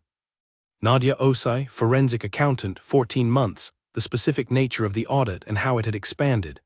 The story also mentioned in its final 3 paragraphs that a parallel investigation had been contributed to the case by Duke Investments Group, whose principal, Marcellus Cole Vasquez, held a hereditary title from a principality in Central Europe. The story noted that Mr. Cole Vasquez had also been the individual who arranged close protection for the lead investigator during the final and most sensitive phase of her work. That paragraph was the one that generated the second wave of coverage. She was in her kitchen, reading the article on her laptop when her phone rang. It was Claire Booth. Claire said, "So you have been busy." Nadia said, "Yes." Claire said, 14 months and you didn't tell me." Nadia said, "I couldn't." Claire said, "I know you couldn't. I know that, Nadia. She paused. "I'm proud of you. And I'm sorry you had to carry it alone for so long." Nadia said, "I had help at the end." Claire said, "So I read." Nadia said, "That is not how it was." Claire said, "How was it?" Nadia thought for a moment about the table in the contingency apartment, the tea at 3 in the morning, the window position, the roots, the second chain built in 31 hours. She said it was work, done carefully by 2 people who each needed what the other had. Claire said, "And now?" Nadia said, "Now it is what comes next." Claire said, "That is a very controlled answer for a woman who just ended a major financial crime case with a duke." Nadia said, "The title is largely ceremonial." Claire said, "Nadia." Nadia said, "Claire." A pause, then Claire laughed. She said, "Call me next week, take a breath first." She ended the call, she put the phone down, she looked at the article again. The phone continued ringing for the next 2 days in a steady pattern that she managed by not answering numbers she did not recognize, and by letting her inbox absorb the professional correspondence until she had the time and the mental space to address it with the attention it deserved. There were 3 journalists she eventually agreed to speak to briefly on background, in terms she had agreed with Gregory's team in advance. There were professional inquiries from 2 institutions. There was a message from the director of the agency that had originally hired her, which was formal and appreciative, and said, between its careful lines, that she had done something extraordinary. She did not feel extraordinary. She felt tired in a deep and specific way, not the bad kind of tired, but the kind that comes from having done a large thing over a long time and having now set it down. She went to her office on the Monday of the 3rd week. Phil at the front desk smiled at her in the way that people smile when they have read something about you and want to acknowledge it without making it a large moment. She smiled back. She went upstairs. She made coffee. She opened her email. There was already a new case inquiry at the top of the inbox. A company in another region, an internal audit that had produced results that did not add up. The inquiry was from a law firm she trusted. It was professional and specific, and it laid out the shape of the problem with the clarity of people who understood what they were asking. She read it once, she read it again. She wrote a reply saying she was interested and asked for the preliminary documentation. She was going back to work. On the 4th week, she met Marcus for coffee. Not in her city. He had sent a message the previous week, through the basic phone, asking if she would be willing to meet in a city that was equidistant between her location and the one he would be traveling to for a board meeting. The message was short and professional and gave her a date, a time, and the name of a place. She said yes. She traveled on a Tuesday morning. The city was one she had been to twice before, once for a conference and once on a case tangentially connected to one of her earlier audits. She knew it well enough to not need directions and not so well that it felt like her territory. That felt, she thought, like an appropriate place. The coffee shop he had chosen was small and quiet, and had a table near the back with sightlines to both the door and the window. She was not surprised by the choice.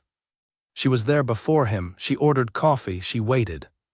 He arrived at the time he had said he would arrive.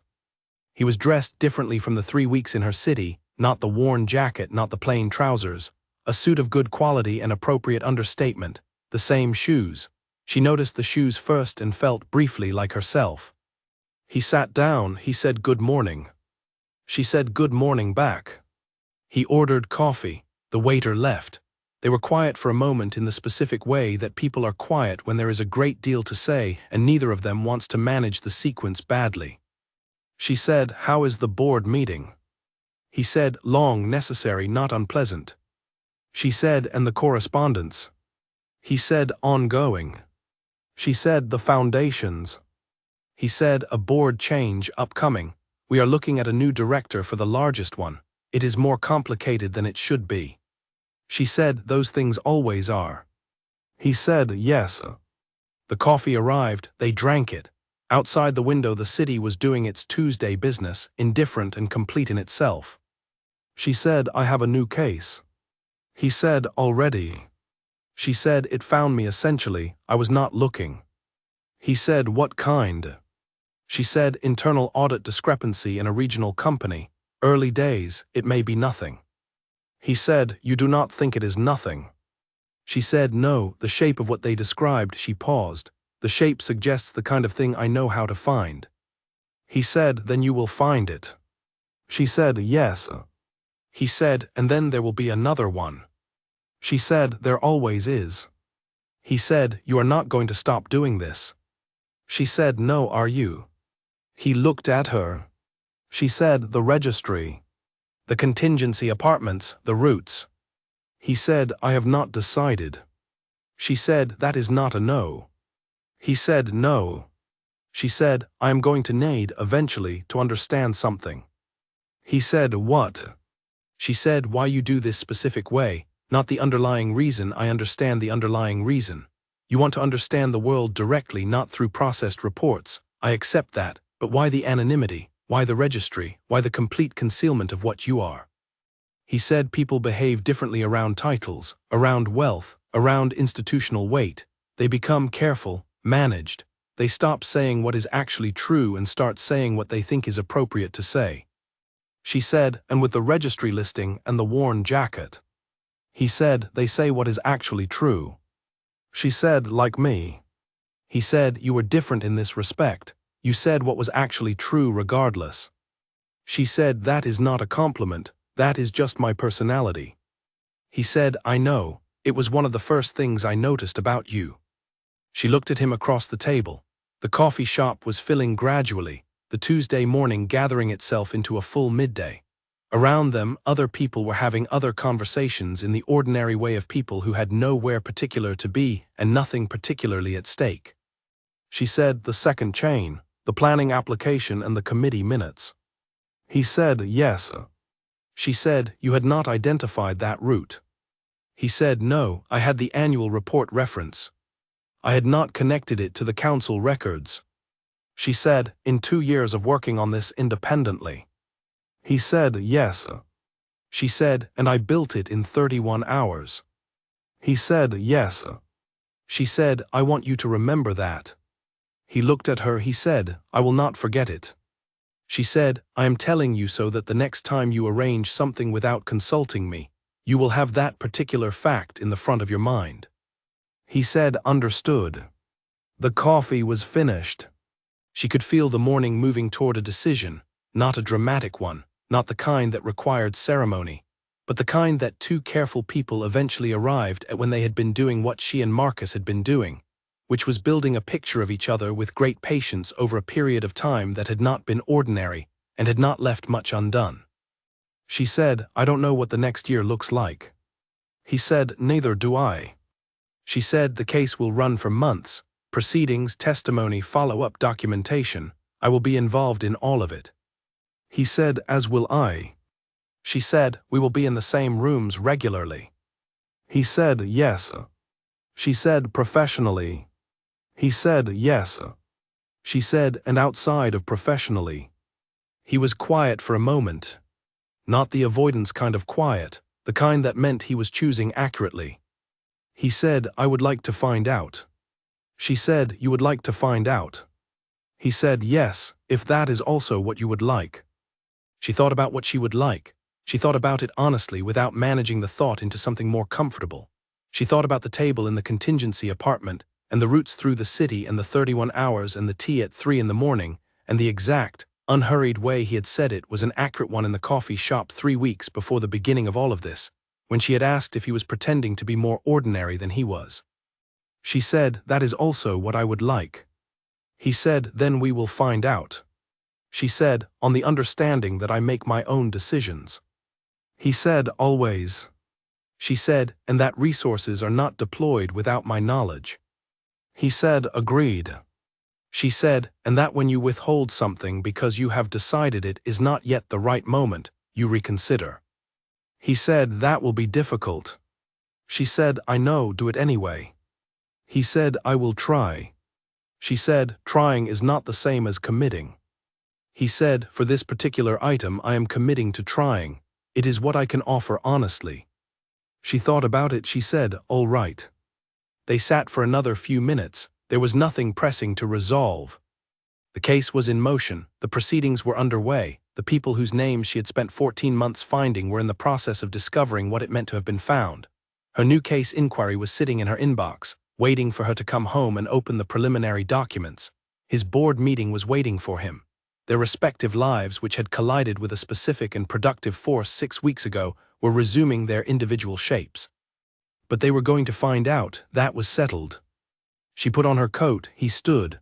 She reached across and picked up the check before he could and said, "I have this." He said, "Nadia." She said, "I am not being difficult. I am being clear about who is paying for the coffee." He looked at her with the expression she had come to recognize as his version of amusement, the version that came without the excess of an actual smile, but was recognizable in the precise quality of his stillness. He said, "All right." She paid. They went outside. The city was full of itself in the particular way of a Tuesday at noon, busy, but not urgent, the kind of busy that was simply the ordinary world doing what ordinary worlds do. She said, "I'm going this way." He said, "I am going the other direction." She said, "Then I'll see you." He said, "You will." She walked. She did not look back, not because she was making a point of not looking back, but because she was already thinking about the new case, the preliminary documents, the shape of the problem she had been described, the particular texture of a financial irregularity that conceals itself in operational noise. She was already beginning the process. Behind her, she trusted, he was going in the other direction, to his board meeting, to his correspondence, to the foundations and the administrative obligations and the life that waited for him there. They were going to find out. That was enough. In another city, in a prosecutor's office, a case file thicker than any that had passed through that office in a decade was working its way through the process it had been built for. 14 months of evidence, 31 hours of second-chain documentation, 2 years of parallel investigation, 3 independent copies in 3 independent locations, the public record irreversible and complete. She had not stopped at the wrong direction. She had followed it all the way to where it was supposed to end. And she was already walking toward the next one.